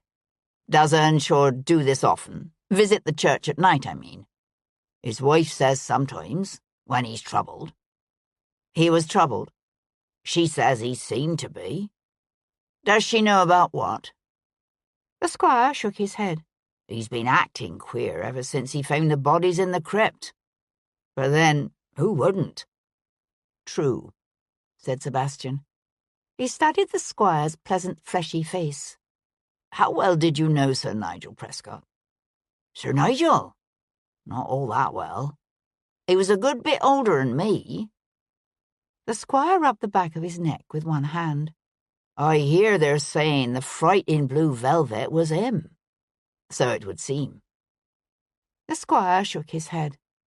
It's unsettling to think about it. Him lying there with a knife stuck in his back right beneath our feet every Sunday for close on to 30 years? And no one knew it? Sebastian watched the men moving off in all directions. I understand he was an unpleasant man. Unpleasant? The squire grunted. You'd be hard-pressed to find anyone around here with something nice to say about him. It's not often you see brothers so unlike each other." The squire rubbed a hand over his jaw and looked away, as if choosing his words carefully. "I've heard tales about old Lady Prescott, Sir Nigel's mother, if you know what I mean. There wasn't a strong family resemblance between Francis Prescott and the rest of his brothers and sisters. Yet Prescott Grange would have passed to the bishop, would it not, if Sir Peter hadn't been born?" "Aye, that it would," said the squire, shaking his head. "Who'd have thought, with 5 sons?" He shook his head again, as if to underscore the point. 5 sons. And if not for that wee posthumous babe, the youngest would have inherited it all. The estate Sir Peter Prescott had inherited at birth from his dead father lay just to the north of the village, on the edge of Hounslow Heath. Sebastian drove through well-tended, ripening fields of barley and wheat and oats, waving gently in the July breeze. Fat brown cows grazed pastures edged by sturdy stone walls and thick hedgerows. Children played outside thatched cottages with dogs that loped, barking, behind the curricle, as he bowled up the lane to the ancient manor house. The house itself was a picturesque, rambling conglomerate, some parts half-timbered, some of red Tudor brick, others of medieval stone, all grouped around a broad-paved quadrangle and centred on a great hall with an arch-braced roof that must have dated back to the 13th or 14th century. Lady Prescott, mother to the current baronet and widow of Sir Nigel, was in the gardens that stretched to the east of the ancient hall. She had a basket looped over one arm, and secateurs in hand, as she worked snipping blooms from the wide, riotous border of peonies and roses, hollyhocks and lavender that ran along the grassy embankment of what had once been a moat. She was a small, slim woman, her guinea-gold hair fading slowly to grey, her soft blue eyes sad beneath the wide brim of her hat as she turned at Sebastian's approach. Now, somewhere in her 50s, she wore a plain black gown made high at the neck, as befitted a woman in deepest mourning for both her husband and her husband's brother. "I'm sorry my son isn't here to receive you," she said, extending her hand to Sebastian, "but he should return presently. I believe he's conferring with workmen making repairs on some of the cottages." She passed the flower basket and secateurs to the footman who'd escorted Sebastian, and said to the man with a smile, "Ask Mrs. Norwood to put these in water for me, will you, Frederick?" "Actually, I saw Sir Peter yesterday," said Sebastian, as the footman withdrew with a bow. "I was hoping I might be able to speak with you." She nodded. "Sir Henry told me the Archbishop had asked for your assistance in this dreadful business. I'm willing to help in any way I can." They turned to walk together along the border. The day was warm despite the clouds, the pinks and scarlets of the rambling roses bright in the flat light. She said, "You'd think that after 30 years I wouldn't find the discovery of Sir Nigel's body such a shock. But somehow thinking someone is dead and knowing it for certain are two entirely different things." Sebastian studied her fine-boned face, the gentle fan of lines that bracketed her eyes. She was still a remarkably attractive woman. In her prime she must have been stunning. He said, "What did you think had happened to Sir Nigel when he disappeared?" "At first, when his horse was discovered wandering the heath, I thought he must have suffered some sort of accident, that he'd be found under a bush, injured." "And when he wasn't found?" "In all honesty, I assumed someone had killed him." "Any idea who?" She glanced over at him, the faintest hint of an odd smile touching the edges of her lips. "Tell me something, Lord Devlin. You've obviously spoken to people who knew my husband. Have you found anyone who knew him well and still had anything good to say about him?" Sebastian returned her smile. I believe someone said he could be charming. Oh, yes, he could indeed be charming, when he wished to be. She reached out to pluck a pink hollyhock from the riot of blooms in the border beside them. Do I shock you? I admire your candour. She twirled the hollyhock back and forth between gloved fingers. 30 years ago, I would not have been so honest. But 3 decades of living as neither wife nor widow have had their effect. She glanced back toward the terrace, to where a gardener in a smock was working manure into an empty flower bed. After a moment, she said, I'll be even more frank with you, Lord Devlin. I didn't care what had happened to him. As long as he was indeed dead, so that I would never have to see him again. She raised her chin, her jaw hardening. There, I've said it. Think of me what you will. He studied her pale, strained face.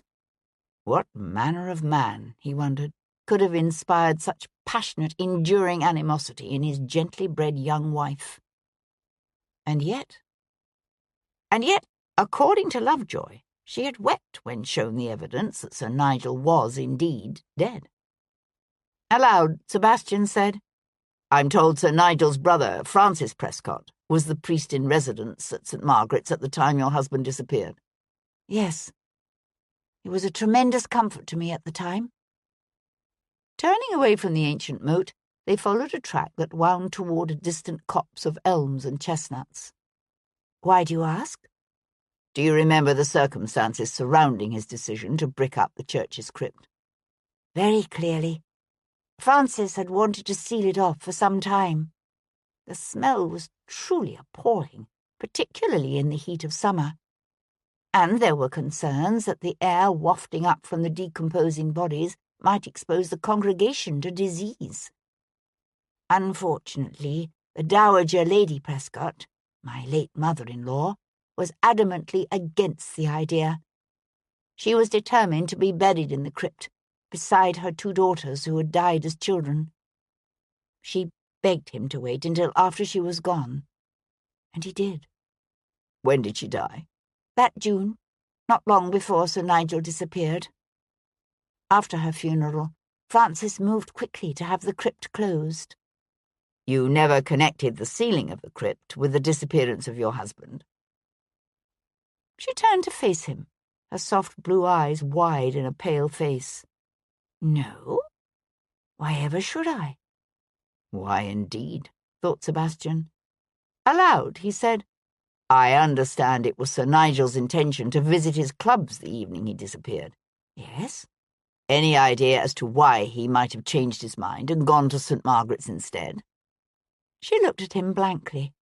No. You can't think of any reason he might have decided to visit the crypt? She shook her head. I can't imagine. It was such a frightful place. What can you tell me of his activities in the days immediately preceding his disappearance? His activities? She made a vague gesture with one gloved hand. How much do you remember about a particular point in time 30 years ago? I wasn't born 30 years ago. She gave a soft laugh. No, I suppose you weren't. Neither was my son. She walked on for a moment, lost in memories of the past. Then she said, As I recall, he was very busy in those last weeks, riding back and forth to London nearly every day for meetings at the Palace and at Whitehall. He was something of a leader in the Commons, you know, allied with Pitt. If he hadn't died, he would have probably been named Foreign Secretary when the government was reorganized. I know he wanted the position. It was one of the reasons he went on the mission to the colonies. Sebastian drew up short. Sir Nigel was in America? Why, yes. Didn't you know? He'd only just returned. Sebastian watched the gardener load his tools in the now empty wheelbarrow and push it back toward the stables. The rattle of his rake and shovel carried clearly on the breeze as he bumped over heavy ground. It seemed oddly inevitable that Sir Nigel had only just returned from the American colonies. Somehow, everything kept circling back to the Americas. Sebastian said, In 1782, we were still at war with the rebels. Yes, but there was growing opposition in Parliament to the King's determination to continue the war effort. In the end, Lord North and the King agreed to send a mission to evaluate the true state of affairs in the colonies.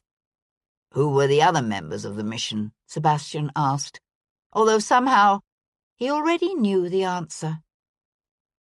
She tipped her head to one side and hesitated, as if wondering how he would receive what she was about to say.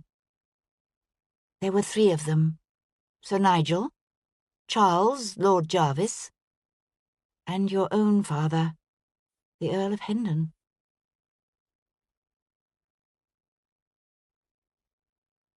Chapter 23.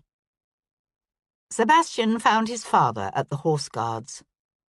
"Walk with me," said Sebastian, coming upon the Earl in the small circular hall overlooking Whitehall. Hendon glanced at the ormolu clock on the mantel of the vestibule's empty fireplace.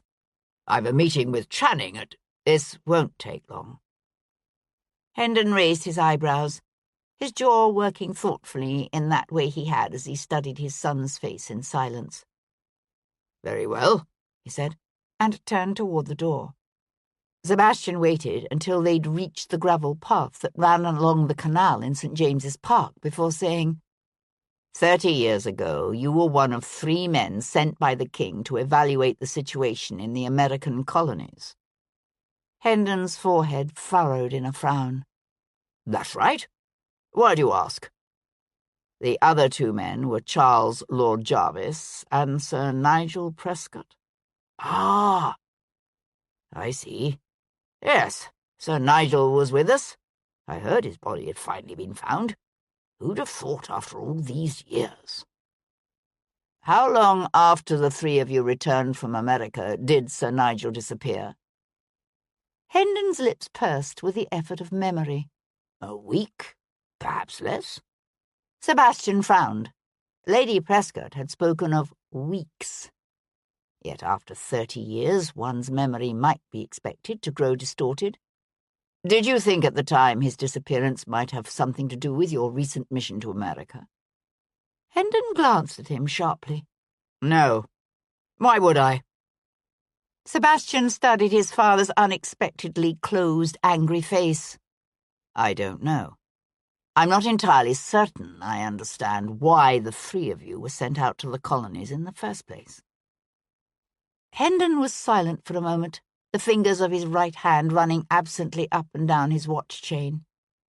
He said, "The King took the Americans' rebellion against his authority personally, very personally. He was determined they be punished for it. Problem was, once the French and Spanish entered the war against us, our ability to actually subdue the colonists was seriously compromised. We simply didn't have the troops to fight the French and Spanish in every corner of the world and occupy the rebellious colonies too. We'd send the army into an area and occupy it, but as soon as the army left, the rebels would take control of it again. There was opposition in Parliament to continuing the war. That's right. But the King remained adamant that it could be won. His idea was to concentrate on fighting the French in India and the West Indies, while crushing the Americans financially, basically by destroying their maritime trade, burning their coastal towns, and supporting the natives on the frontiers until the rebels came begging to be taken back under the King's protection. Even after Yorktown." Hendon sighed. "Yorktown was undeniably a turning point. The King remained resolute, but the surrender of Cornwallis emboldened the peace party in Parliament to move against His Majesty's Prime Minister, Lord North.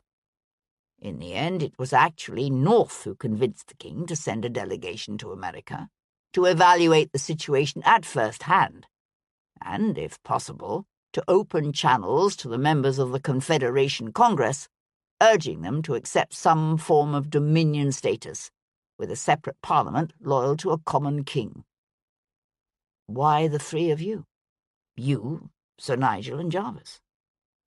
Hendon shrugged. "We were young and willing, and able to undertake what was potentially a dangerous voyage.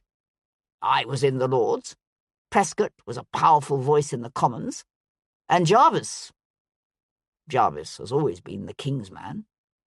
How long were you there? Not long. In the end, our mission was overtaken by events here in London. Shortly after our departure, the House of Commons voted against continuing to fund the war. North's government fell. Parliament empowered the King to negotiate for peace. So, what did you do? When word reached us in the colonies in May, we wound up our affairs and sailed for home the following month. As I remember it, Sir Nigel was particularly furious about the vote in the Commons. He was convinced the rebellion could still be put down if the King could only prevail upon Parliament to devote the necessary funding to the cause. And you? Hendon sighed. You know my opinion of Republican principles and radical philosophies. Before we left for America, I would have told you the rebellion had to be put down at any cost, that the very future of civilization depended on it, but— His voice trailed off. But? Prompted Sebastian. Hendon worked his jaw back and forth. I wasn't in the colonies a fortnight before I came to the conclusion that any continued attempt to subdue the Americans by military force was futile. It's my opinion that we could have kept troops in America for 100 years, and we still wouldn't have defeated the insurgency. The sun had come out, throwing splotches of light and shade across the path and surrounding grass as they turned to walk beneath a row of elms. Sebastian studied his father's aged, troubled face. And Jarvis, what was his opinion of the situation? Hendon shrugged. Whatever his conclusions, Lord Jarvis kept his views to himself. They walked along in silence, each lost in his own thoughts. Then Sebastian said, The three of you arrived back in England in June? July. We sailed from New York at the beginning of June. The passage took 6 weeks. You're certain it was July? Hendon snorted. It's not a voyage I'm likely to forget. The ship was dreadfully crowded, with dozens of loyalists fleeing the persecution of their countrymen, poor devils. There was one woman on board who'd watched her husband and 15-year-old son stripped, tarred and feathered, and then scalped, right before her very eyes. As for what the rebels did to the woman herself, well, let's just say it was enough to make me reconsider the wisdom and righteousness of abandoning so many of the King's faithful subjects to the brutal rule of the mob. The loyalists on board were from New York, some. Others were from Massachusetts and Vermont. We even had the King's former governor of New Jersey aboard. I remember him particularly because he quarrelled so violently with Sir Nigel. I once shared a voyage with your father, William Franklin had said. Sebastian's step faltered. Are you telling me William Franklin was on the ship with you and Sir Nigel? That's right. Benjamin Franklin's son.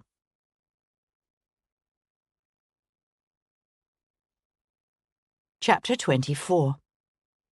Hero Jarvis learned of the identification of Sir Nigel Prescott's mummified remains in the same way as the rest of London.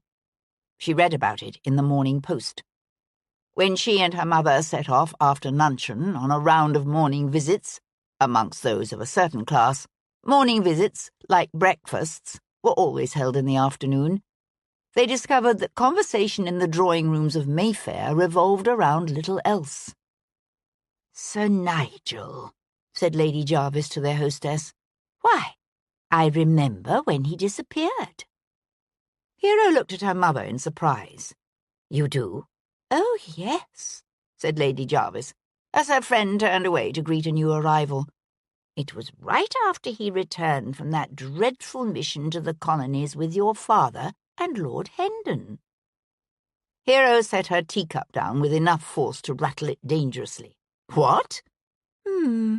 Yes. Lady Jarvis lowered her voice. There was quite a stir at the time in government circles. Seems Sir Nigel had discovered evidence of treason, in the form of letters written by someone styling himself as Alcibiades. The letters disappeared with Sir Nigel. It was all most mysterious.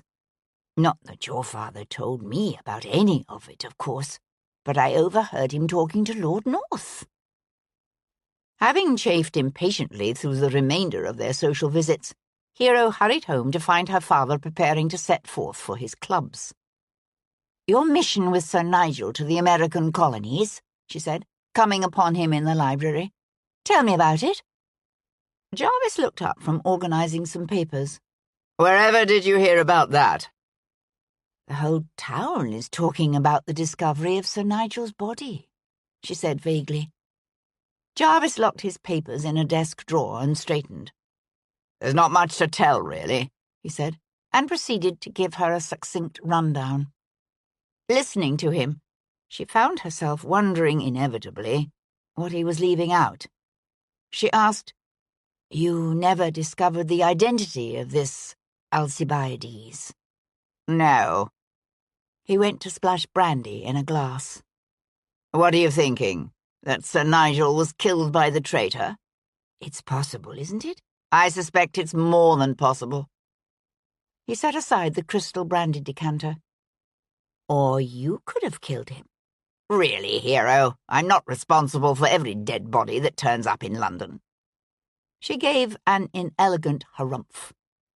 Her father said, "Why are you now interesting yourself in Sir Nigel's death?" "Perhaps I like puzzles." He took a slow sip of his brandy, his gaze on her face. "No, that's not it." When she remained silent, he said, "Do you plan to make a habit of this?" She turned toward the door. "A habit of what?" "Involving yourself in murder." She looked back at him. "Would you find that more or less objectionable than my more radical projects?" He pulled a face. "I'm really not certain." The aged American rested on a weathered bench in a slice of sunshine that cut down through the ancient yews and elms of the vast churchyard of St. Pancras. He sat hunched forward, both hands wrapped around the handle of the walking stick he held upright between his knees, his eyes closed as if in sleep. Sebastian had followed him here to the sprawling burial ground on the outskirts of the city, after a conversation with the old man's granddaughter. When Sebastian settled on the other end of the bench, Mr. William Franklin grunted and said without appearing to open his eyes, "I figured you'd be back." Sebastian let his gaze wander over the jumble of moss-covered ancient tombstones and sunken earth. The burial ground was actually the intersection of two churchyards, that of St. Giles adjoining that of St. Pancras, said by antiquarians to be one of the oldest churches in England. "You told me you'd sailed from America with my father," said Sebastian. "What you didn't tell me was that the Bishop of London's brother was on that ship as well." Franklin opened his eyes. "Didn't seem important at the time. How was I to know Sir Nigel's body had been found in that crypt along with the bishop's?" "You wouldn't have any idea what Sir Nigel was doing down in that crypt, would you?" "Me? No. Why would I?" Sebastian studied the old man's florid, sagging face, creased with lines left by 80-odd years of laughter and heartache. "I think you know far more than you're letting on." Franklin chuckled at that, his protuberant belly in its snuff-stained old-fashioned waistcoat shaking up and down. Fumbling in his pocket, he came up with a battered snuff-box he flipped open with the practised grace of a macaroni. Sebastian said, "I understand you and Sir Nigel quarrelled during the course of the voyage." "Of course we quarrelled." Sir Nigel was an abrasive, arrogant man. Quarrelled with everyone, including your father. "Over what?" "The war, mainly. Sir Nigel was adamant that the only reason the king hadn't managed to put down the rebellion was a lack of firm resolve on the part of Parliament. He was convinced that a sustained surge in the number of troops on the ground would be sufficient to subdue the rebels once and for all." "You didn't think so?" Franklin lifted a pinch of snuff to one nostril. His hand shook with age, dusting the fine grains over his knees as he leaned forward. As punishment for my decision to remain loyal to my king, the revolutionary government seized everything I owned. My home, my estates, even my liberty for 2 years. You think I didn't want to see the king prevail in re-establishing control over the colonies? What a man wants and what he recognizes as within the realm of possibility aren't necessarily the same thing. A whirl of pigeons, their wings beating the air as they rose up from beside the church walls, drew Sebastian's gaze to the massive old west tower of St. Pancras, with its crumbling 13th-century arches and broken weather vane. He said, Lord Jarvis sailed with you as well? Yes, why? Did he ever quarrel with Sir Nigel? Jarvis? Not within my hearing, no. Sebastian had to keep reminding himself that 30 years ago Lord Jarvis would have been a young man in his 20s, while Hendon wouldn't have been much older than Sebastian himself. Would they have been any different then, he wondered. Somehow, Sebastian doubted it. He said, Your ship docked where? Portsmouth? London. 30 years ago this month. Franklin dropped the snuff-box back into the pocket of his frock coat. He was silent for a moment, gnawing thoughtfully on the flesh of his inner cheek. At last, he glanced over at Sebastian and said, You do know about the papers Sir Nigel was bringing back with him? Sebastian shook his head. What kind of papers are we talking about? Letters, actually. Letters from London, written to a member of the Confederation Congress. They were passed to Sir Nigel by a loyalist from Philadelphia. A woman. What woman? Her name isn't important. She's long dead. It was my understanding she stole the letters from their original recipient. Who wrote the letters? I never knew. They were simply signed Alcibiades, but from their contents it was obvious they were written by someone either in the Foreign Office or else very close to the king. Someone passing on sensitive information to the rebels? Yes. The pigeons on the roof of the dilapidated church began to coo. Sebastian squinted up at them, his eyes narrowing against the glare of the late afternoon sun. Why did Sir Nigel tell you about the letters? Franklin gave a wry smile. To my knowledge, he didn't tell anyone. I only knew of the letters' existence due to my acquaintance with the woman who gave them to him. But someone else could have known about them? I suppose so. Sir Nigel and I were hardly intimates now, were we? Sebastian studied the old man's aged, paper-thin skin, the watery, nearly lashless eyes. When Sir Nigel disappeared, it didn't occur to you that it might have something to do with the letters he brought back from America? Of course it occurred to me, which is why I'm telling you about it now. Did I mention it to anyone at the time? No. Sir Nigel called me a traitor's spawn and spat in my face. As far as I'm concerned, whoever killed him did the world a favor. That seems to have been a common sentiment. Franklin grunted. So why waste a perfectly fine July day sitting in a churchyard talking to an old man about long-ago events now best forgotten? Because 4 nights ago, someone killed the Bishop of London in the exact same spot where his brother died 30 years ago. Unlike his brother, the bishop was a man who accomplished much that was good in his life, and would doubtless have accomplished more had he lived. I don't think the man who killed him did the world a favor. Franklin tightened his grip on the knobbed handle of his walking stick and pushed to his feet. Yes, well, you know my opinion of the good bishop. We all have our faults. The aged, watery eyes blinked. So we do. Perhaps when you know all the good bishop's faults, you'll know who killed him. Sebastian watched the American walk away through the tumble of grey, mouldering tombstones, his back still surprisingly straight, his gait solid and steady despite his age. Then Sebastian's gaze fell to the tombstone nearest the bench. Newer than all the others, Its inscription was still crisp and easy to read. Here lieth ye body of Mary Franklin, beloved wife of William, departed this life, September 1811. Sebastian looked up, but the old man had gone. Hendon sat with his chin propped on one fist, the scowl on his face deepening as he studied the chessboard before him. "There is a way," said Sebastian. Hendon raised his brilliant blue eyes to his son's face. "Don't tell me that." Sebastian settled deeper into his seat and crossed his outstretched boots at the ankles. "It's what you used to tell me." They were in the library of the vast St. Cyr townhouse on Grosvenor Square. It had become their habit of late to meet in the afternoons when both were free for a game of chess, as they had done so often when Sebastian was a boy. A warm breeze billowed the curtain at the open window, bringing them the clip-clop of horses' hooves and the laughter of children at play in the square. "I used to tell you that when you were 4. By the time you were 5, you were wiping the board with what was left of my pride." Sebastian smiled, but said nothing.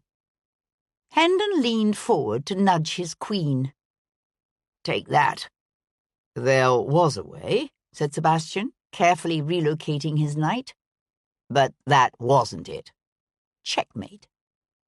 "Hell and the devil confound it," said Hendon, but softly, as a man acknowledging the inevitable. A knock sounded at the front door. A moment later, a footman appeared with a note on a tray. "Message for Viscount Devlin, my lord, from Bow Street." Hendon let out a disapproving huff.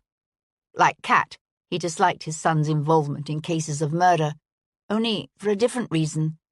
He simply found such activities sordid and unseemly. But since Sebastian's involvement in this particular case had come about on the intervention of Hendon's own sister, he really couldn't say anything. "Good God," said Hendon, watching Sebastian's face as he broke the seal and glanced through the magistrate's hurried scrawl. "Not another murder?" Sebastian pushed to his feet. "I'm afraid so."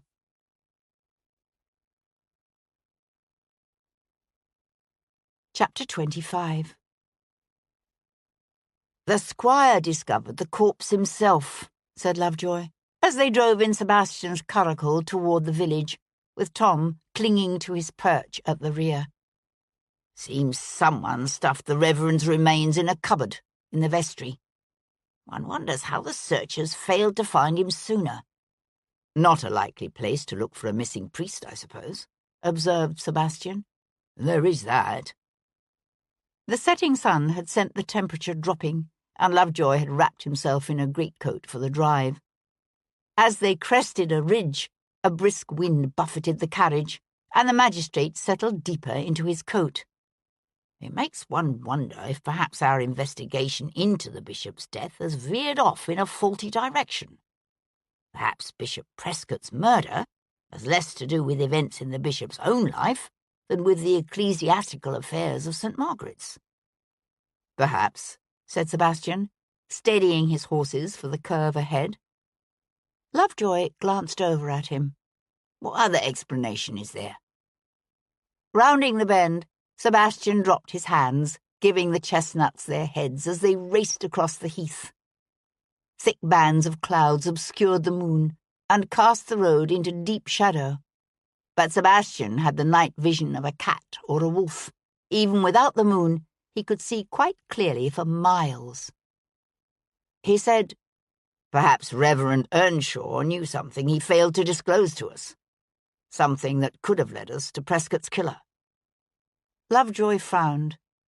"But why would the man keep such information back? He may not have realized the significance of what he knew.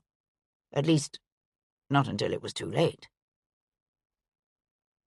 Sebastian stood just inside the door to the vestry, his arms crossed at his chest, and watched Sir Henry peer into the gloom, eyes narrowed to a squint, his candlestick held high. The light flickered over a bloated, pale face and wide, sightless eyes. "Good God!" exclaimed the magistrate, jerking back so violently that the candle splashed hot wax over his hand. "It's a ghoulish sight, no doubt about it," agreed Squire Pyle, raising his own horn lantern high to better illuminate the scene before them. The air in the vestry was chill and close, the stale scent of old incense overlaid by the pungent odours of dried blood and death. A small chamber, built to one side of St. Margaret's main altar, it was lined with cupboard doors and chests with wide, shallow drawers, in which were stored the church's vestments. At the narrow end of the room, a tall locker had been thrown open to expose its grisly contents. Some 5.5 feet high and perhaps 4 feet wide, the cupboard had a row of hooks that ran across the top. One of these hooks had been thrust through the back of the Reverend's collar, so that his body hung there, head squashed to one side. Sebastian found the effect disconcertingly similar to a side of beef hung up for display in a butcher's shop. "I thought it best to leave him like that till you got here," said the squire, wiping one hand across his lower face. "So's you could see it yourself."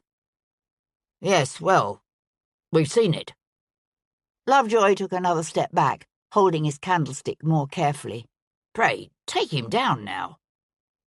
Pyle nodded to his constable, a big burly man in a leather waistcoat, who hefted the Reverend's body off its hook.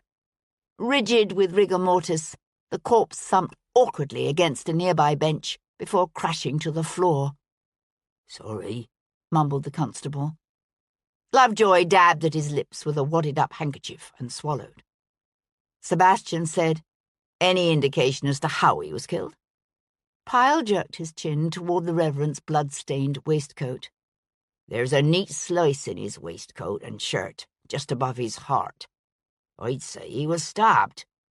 But then I'm no doctor." Lovejoy tucked away his handkerchief. "We'll have the corpse conveyed to Paul Gibson at Tower Hill for a full post-mortem." Pyle nodded to his constable. "Aye, I'll get the lads on it right away." Sebastian glanced around the vestry. A wound like that would have bled significantly.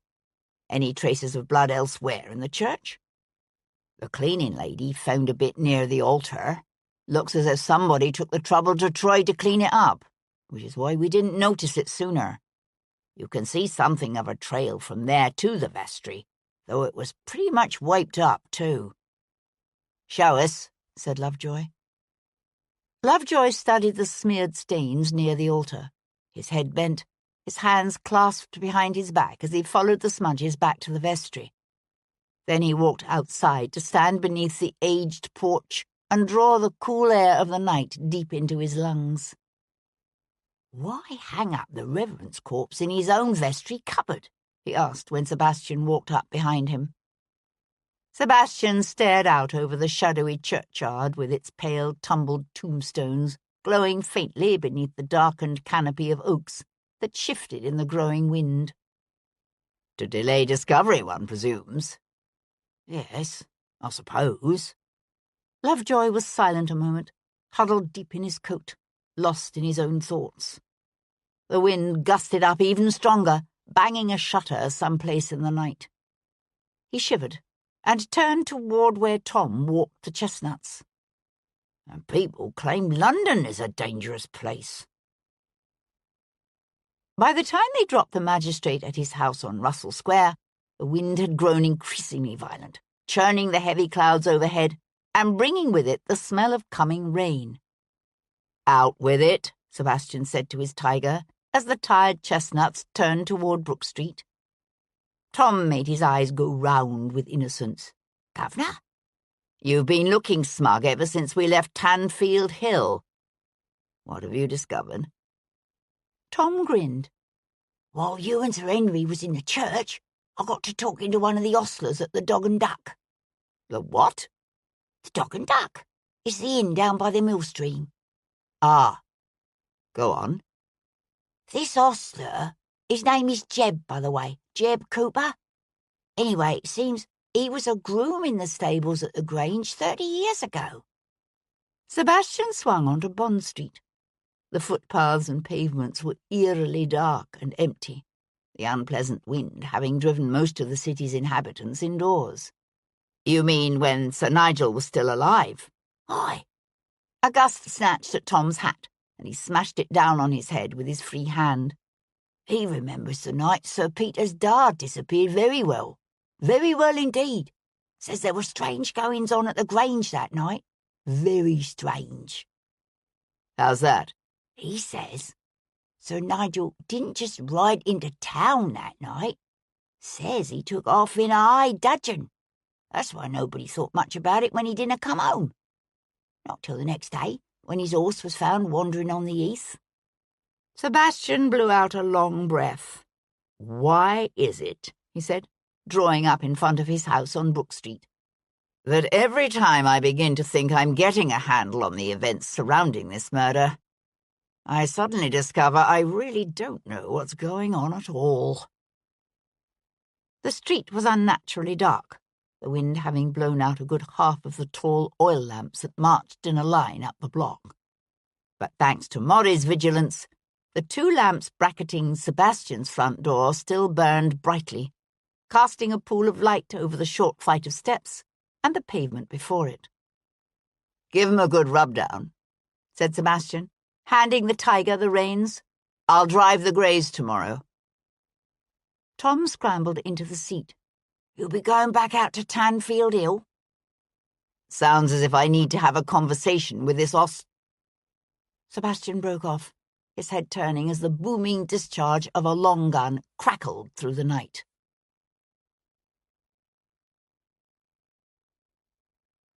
Chapter 26. With a startled cry, Tom started up, half spinning around in the seat. Bloody hell!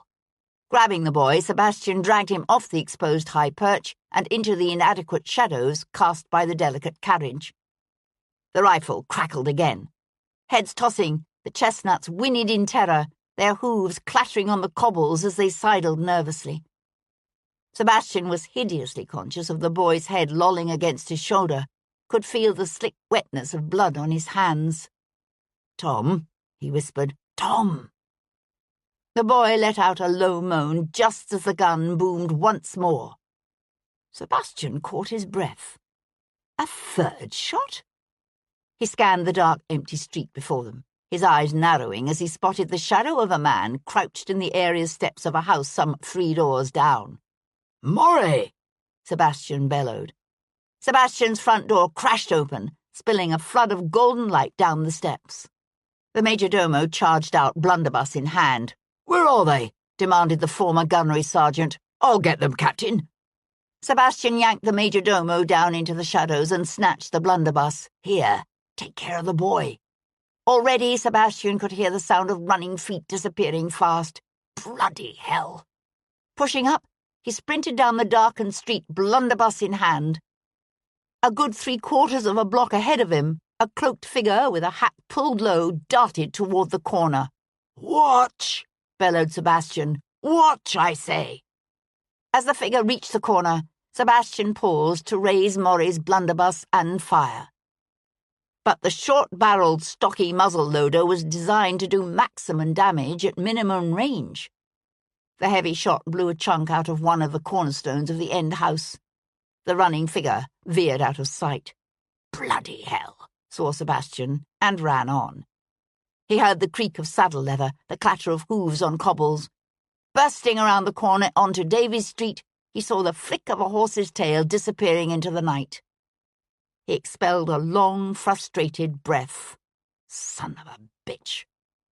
Fist tightening around the stock of the empty blunderbuss, he swung back toward Brook Street.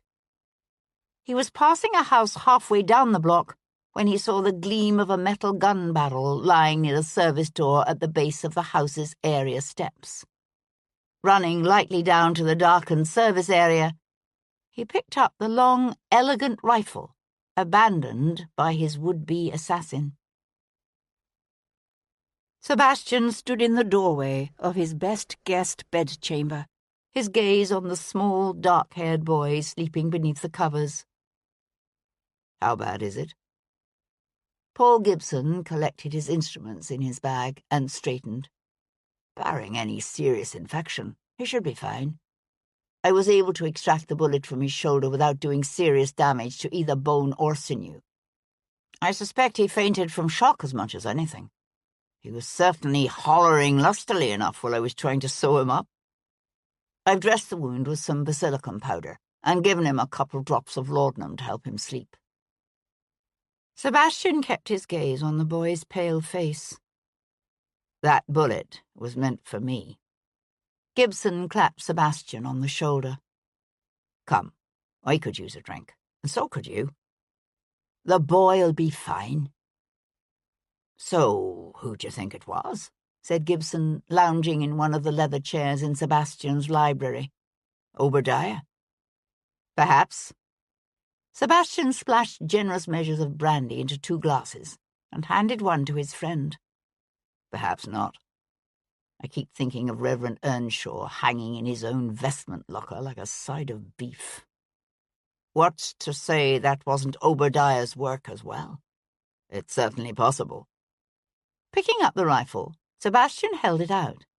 "Ever see a butcher carry a weapon like this?" "What the devil is it?"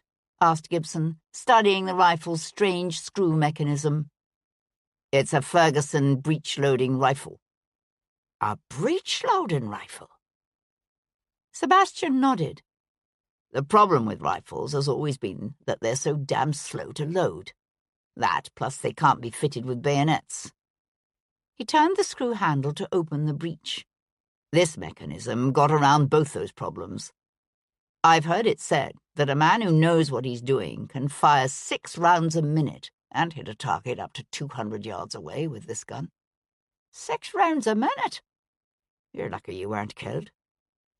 Sebastian pointed to the clogged screw mechanism.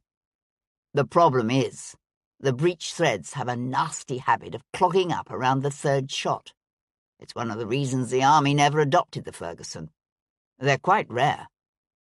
Gibson ran a hand over the weapon's well-oiled stock.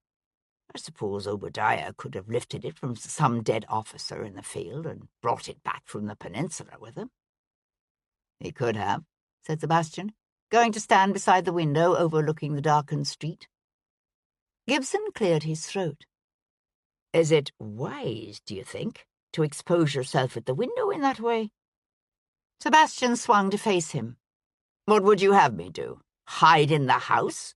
No, but just draw the drapes, would you?"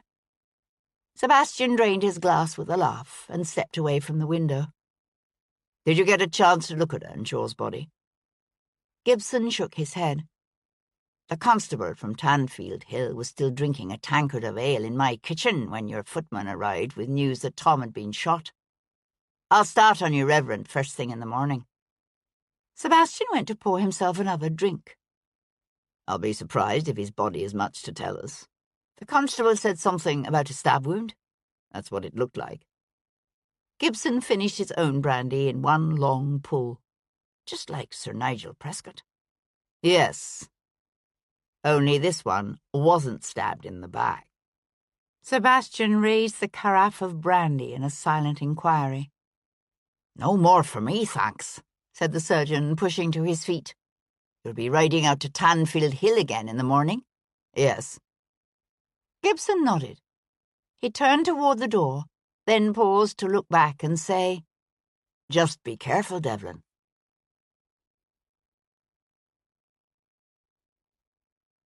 Chapter 27. Sunday, 12th of July, 1812. The next morning dawned heavily overcast and blustery, with an unseasonably chill north wind that whistled in the chimneys and sent trash scuttling down the city streets. Before leaving the house, Sebastian checked on Tom and found the boy sitting up in bed, pink-cheeked and cranky. "'Tain't nothing but a scratch," he said. "If Maury'll let me have me breeches." Sebastian touched the boy's forehead and found him hot. "You're not going anywhere, and that's an order." "But the Greys don't like Giles." "I'm not taking the curricle. I'll be riding out to Tanfield Hill on Lila. Alone." Sebastian had no intention of getting another groom shot. and you are staying in bed until Gibson says otherwise. But no buts. It was said in the officer's voice that had once quelled the rebellious murmurings of a battle-hardened regiment. Tom flushed scarlet and hung his head. Aye, my lord. Beneath the sullen, wind-tossed sky, the village of Tanfield Hill lay unnaturally quiet and sombre. As Sebastian trotted his Arab up the high street, a woman with a dark shawl drawn over her head threw him a quick, anxious glance, her hand tightening its grip on the child beside her. Sebastian supposed having 2 clerics murdered in your church in less than a week might tend to make the locals nervous. He found the dog and duck nestled in a curve of the mill stream just beyond the churchyard. A plain-fronted, 2-story brick building dating back to the early 18th century, it had a cobbled rear courtyard sheltered on 2 sides by the attached livery and carriage house. Aye, said Jeb Cooper, happy to talk while he worked rubbing down the Arab just inside the livery's wide doors. time was I was groom to Sir Nigel Prescott himself. A slim, wiry man, somewhere in his late 40s or 50s, just below average height. The ostler had a head of thick, short grey curls and a bony face shadowed by several days' growth of beard. I ain't surprised to hear he was lying dead all these years, said the ostler. I figured something bad must have happened to him when they found Lady Jane. Sebastian frowned, not understanding. Lady Jane? Sir Nigel's mare, dapple grey with 4 white stockings, the sweetest going thing you ever did see. Trained her himself, he did. Sebastian propped his shoulders against the whitewashed wall, his arms crossed at his chest. The mare was found running loose on the heath the next day. That's right, the next morning. Did you think at the time Sir Nigel might have been set upon by highwaymen? The ostler looked at Sebastian over the mare's back. Me? Nah, I never believed it for a minute. Why not? Couldn't see Lady Jane bolting and leaving Sir Nigel. That horse was his baby. If he were hurt, she wouldn't have left him. Sebastian studied the groom's raw-boned, grizzled features and wondered if the man would have said the same thing a week ago, before the baronet's mummified corpse had been discovered in the crypt of St. Margaret's. He said, "How long were you at Prescott Grange?" "Near 10 years. "Why'd you leave?" Jeb rubbed the side of his nose with one finger and winked. "I run into a spot of trouble with one of the housemaids, if you know what I mean. Lady Prescott herself asked me to leave.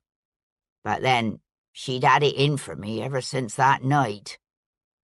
Sebastian frowned, not understanding. "You mean the night Sir Nigel disappeared?" "That's right." The ostler sniffed. "Big row they had up at the house just before dinner." "An argument? Between whom?" "Why, Sir Nigel and Lady Prescott, of course." "Did they quarrel often?" Jeb paused to consider. "Well, Sir Nigel had the devil of a temper. He was always shouting at somebody or t'other. But her ladyship didn't often stand up to him." "Yet she did that night." "Aye, I could hear her pleading with him when he slammed out of the house calling for his horse." Jeb raised his voice into a falsetto and opened his eyes ridiculously wide. "Please don't do this." Sebastian frowned. "Please don't do what?" The ostler's voice returned to its normal pitch. "Leave, I suppose." "But Sir Nigel left anyway, despite her ladyship's pleadings?" "Aye, I saddled Lady Jane for him and he rode off toward London." Sebastian stared out the open stable door at the mill stream flowing sluggishly past. The village of Tanfield Hill lay on the lane between the Grange and the main road to London. He said, "Did Sir Nigel actually tell you he was bound for London?" Jeb Cooper screwed up his mouth with the effort of thought. "Can't rightly say now, after all these years." You don't have any idea what Sir Nigel's quarrel with her ladyship was about? Jeb shook his head. I couldna say, but Bessie could maybe tell you. Bessie? Bessie Dunlop, her ladyship's old nurse, and Sir Peter's when he come along. Most folk'll tell you she's a witch. He paused, a strange, faraway look coming into his eyes. I'm not telling you she ain't a witch, mind you. I'm just saying there ain't much Bessie misses. Course, whether she'll be willing to tell you everything she knows now, that's something else again. Where might I find this Bessie Dunlop? She lives on up the mill stream, maybe half a mile. A place called Briar Cottage. Sebastian straightened. Thank you, he said, pressing a guinea into the ostler's hand. You've been most helpful. He was in the yard, tightening the girth on the Arab saddle, when Jeb Cooper came up to him. There's one other thing was queer about that night I was thinking you might want to know about. Sebastian lowered the stirrup and turned to face him. Yes?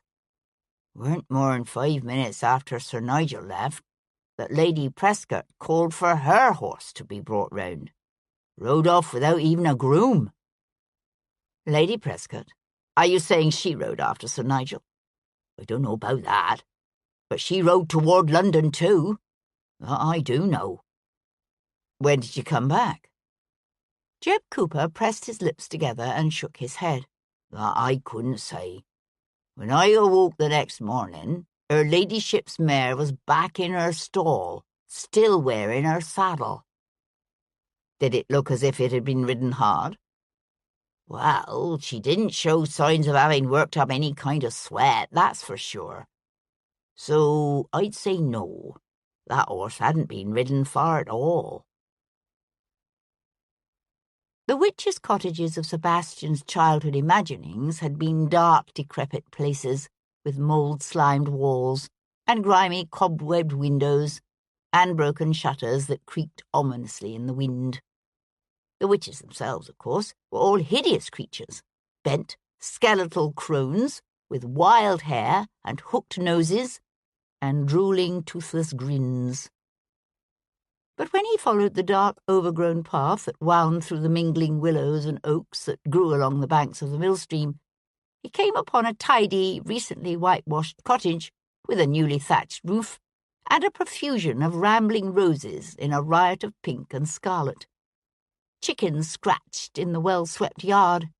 A snowy white gander preened himself in the reeds beside the stream, and finches chirped cheerfully from branches of a nearby willow. On a low stool beside the cottage's open door, a white-haired woman sat with a butter churn gripped between her knees. When Sebastian rode into the yard, she set aside her churn and rose gracefully to her feet. "I was wondering when you'd get here," she said, then added with a smile, "My lord."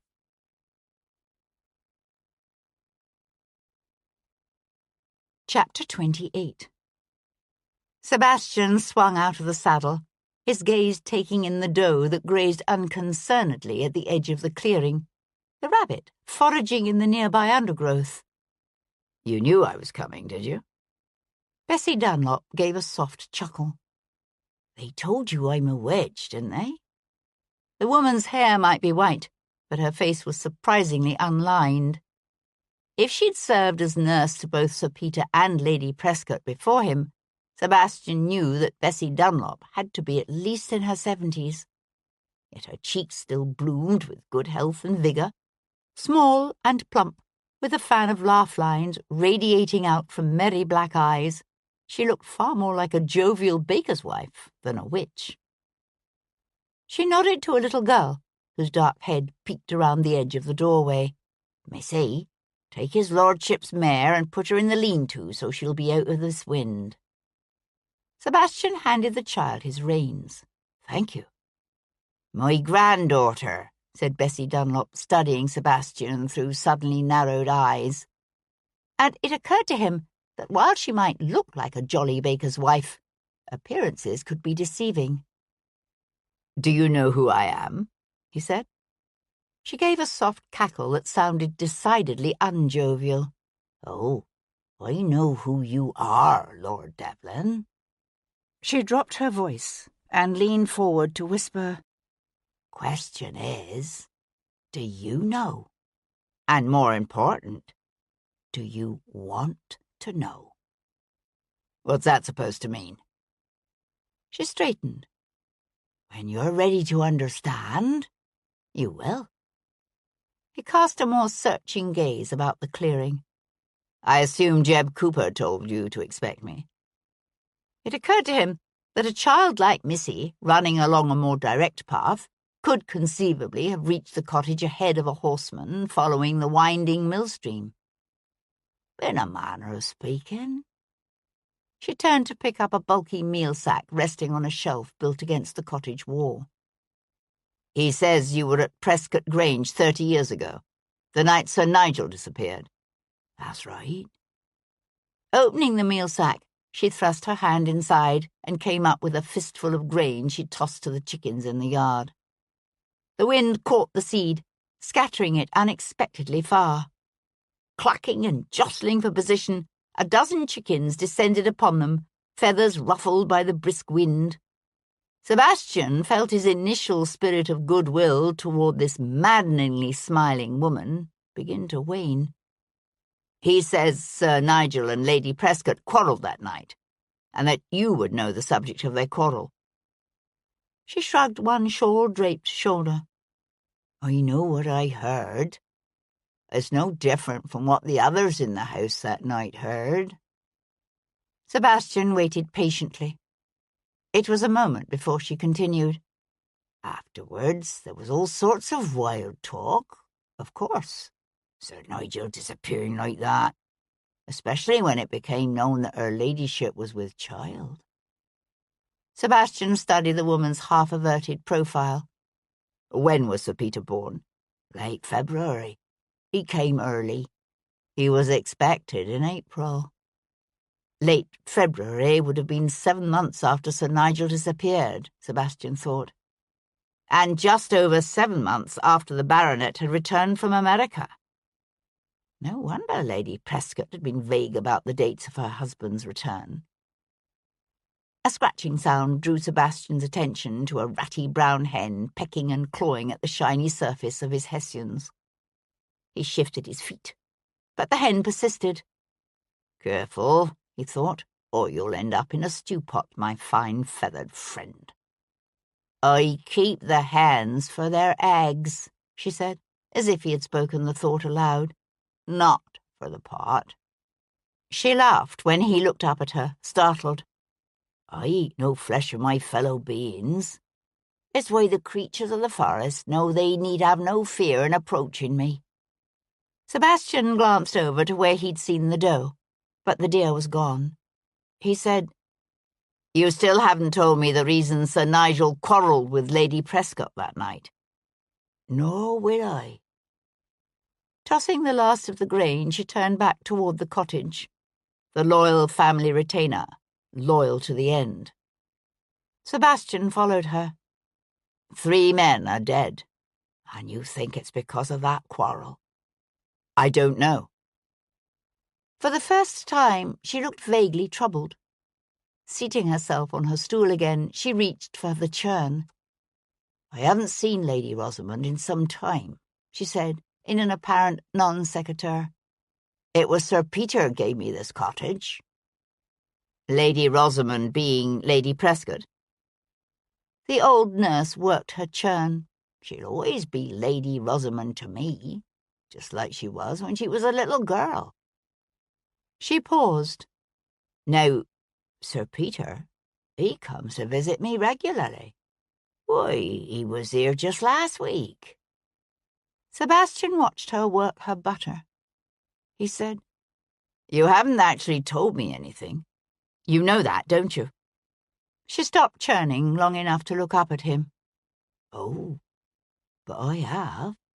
Lifting her head, she called to her granddaughter, "Missy, fetch his lordship's horse. He'll be wanting to make it to Prescott Grange before the rain starts." The first raindrops began to fall just as Sebastian clattered into the centuries-old courtyard. It hadn't been his intention to call again at Prescott Grange, but too many questions about Sir Nigel's last fatal night remained unanswered. He found Lady Prescott even paler and more wan than he remembered her, her soft blue eyes huge with what looked very much like fear. She received him in the Grange's ancient hall, a graceful medieval chamber with tapestry-draped stone walls, and a massive fireplace, and a decorated wooden ceiling supported by stone corbels carved into fanciful shapes. "We have heard the dreadful news about Reverend Earnshaw," she said, gripping his hand tightly for a moment before turning away to order tea. "I do hope you're here to tell us there's been some progress in identifying this killer." "I'm afraid not." Adjusting the tails of his riding coat, Sebastian settled on a hard, stiff-backed settee covered in a faded tapestry, worked in the style of the previous century. "But I had an interesting encounter this morning with your old nurse." The widow sank into a low chair beside a work-basket and a stand supporting an embroidery frame. "Bessie Dunlop?" she asked, drawing the frame to her. "I understand she has something of a reputation as a witch." Lady Prescott took up her needle. "Old women living alone in the wood often give rise to such speculation." "She does seem uncannily prescient." Lady Prescott bent her head to focus her attention on her stitches. "Bessie is unusually observant and a good student of human nature. That is enough to make her a witch in the eyes of the villagers." "She's fortunate not to have lived in a less enlightened century." "As are we all." Sebastian studied the widow's hollow cheeks and down-swept lashes. "She is very loyal to you." Lady Prescott looked up, her eyes twinkling with unexpected amusement. "In other words, she wouldn't tell you what you wanted to know." Sebastian gave a soft laugh. "No, she wouldn't." The widow tipped her head to one side. "And precisely what is it you wished her to tell you?" Sebastian met her gaze squarely. "I understand you and Sir Nigel quarrelled the night he disappeared." "I wouldn't doubt it." She bent over her embroidery again, her equanimity unruffled. "My husband had a violent temper. He quarrelled with everyone about anything and everything. It would have been unusual had we not disagreed that night." Sebastian watched the woman's half-averted, faintly flushed face.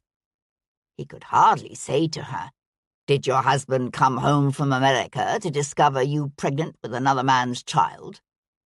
Was that the topic of that fatal night's confrontation? Even if it were true, she would never admit it. He said, "I understand you rode after him that night." Her eyes narrowed. "Jeb Cooper told you that, did he?" "Is it true?" "I had Jeb saddle my mare, yes. Nigel was—" She paused, as if choosing her words with care. "A very difficult man. I fell into the habit of going for a ride when I was upset." "Even at night?" She touched her left eyelid with her fingertips. Then, as if becoming aware of what she was doing, she curled her hand into a fist and rested it on her lap. "At such times one has little care for one's own safety." It was a remark that told Sebastian volumes about her marriage. He said, "So you didn't follow Sir Nigel to London?" The last thing I wanted at that moment was to see him again. "Do you recall the nature of your disagreement?" She shook her head. Sir Nigel had a vicious temper. He could fly into a rage over the simplest of things, from a badly swept chimney to a dinner of fish or veal when he was fancying lamb. One never knew what would set him off. Sebastian said, "I'm told Sir Nigel returned from America with a set of papers, letters written to the Confederation Congress by someone either at Whitehall or in close association with the King. Do you know anything about that?" She jabbed her needle into her embroidery so violently that she pricked her finger. Do you mean to say he had evidence of some treason? So it would seem, yes. She brought her pricked finger to her lips and sucked on it. It was a childlike gesture, and had the effect of suddenly making her look both younger and more vulnerable. She said, I know Sir Nigel came home from America preoccupied and surly, unusually so even for him. But if he had evidence of high treason within the government, this is the first I've heard of it. I'm afraid he never discussed his affairs with me. He never even explained completely the purpose of his mission to America. They left for America when? Late January? Early February? Her forehead puckered with thought. Oh, no. It was sometime in December. I don't remember the exact date, but I know it was before Christmas. Sebastian stared at her. He knew a peculiar, tingling sensation, as if every nerve in his body was suddenly painfully heightened. He could hear the laughter of a housemaid in a distant room, smell the bitter tinge of stale ashes on the hearth. He felt his breath fill his lungs and had to force himself to exhale. He was aware of her looking at him strangely. It was an effort for him to speak, to keep his voice even, as if every facet of his life didn't depend on her answer. He said, You're certain? Why, yes. I'm afraid I don't recall the exact date, but I do know it was before Christmas. We still follow the old tradition of St. Thomas's Day here at the Grange, when needy women are allowed to go begging from door to door for Christmas goodenings. I remember it distinctly, because that was the first year I distributed our charity to the women personally. Did the entire mission sail together? The question seemed to puzzle her. Of course. Why wouldn't they? He pushed to his feet. You'll have to excuse me. She set aside her embroidery and stood with him. But surely you'll stay for tea? What? Oh, no thank you. Somehow, he managed to murmur the requisite polite phrases, to take possession of his hat and riding whip, and call for his horse. He had only the vaguest memories of mounting the Arab at the worn old block in the corner of the court, and setting her on the long road back to London. The wind blew in short, sharp bursts that stung his cheeks with a needle-like spray of rain. He blinked, wiped the water from his eyes, and rode on. In 3 months' time, on the 19th of October, Sebastian would celebrate his 30th birthday. But if what Lady Prescott had told him were true, if the Earl of Hendon had indeed left England for the American colonies in December of 1781, then Hendon could not possibly be Sebastian's father. And his name should not, in truth, be Sebastian Sincere.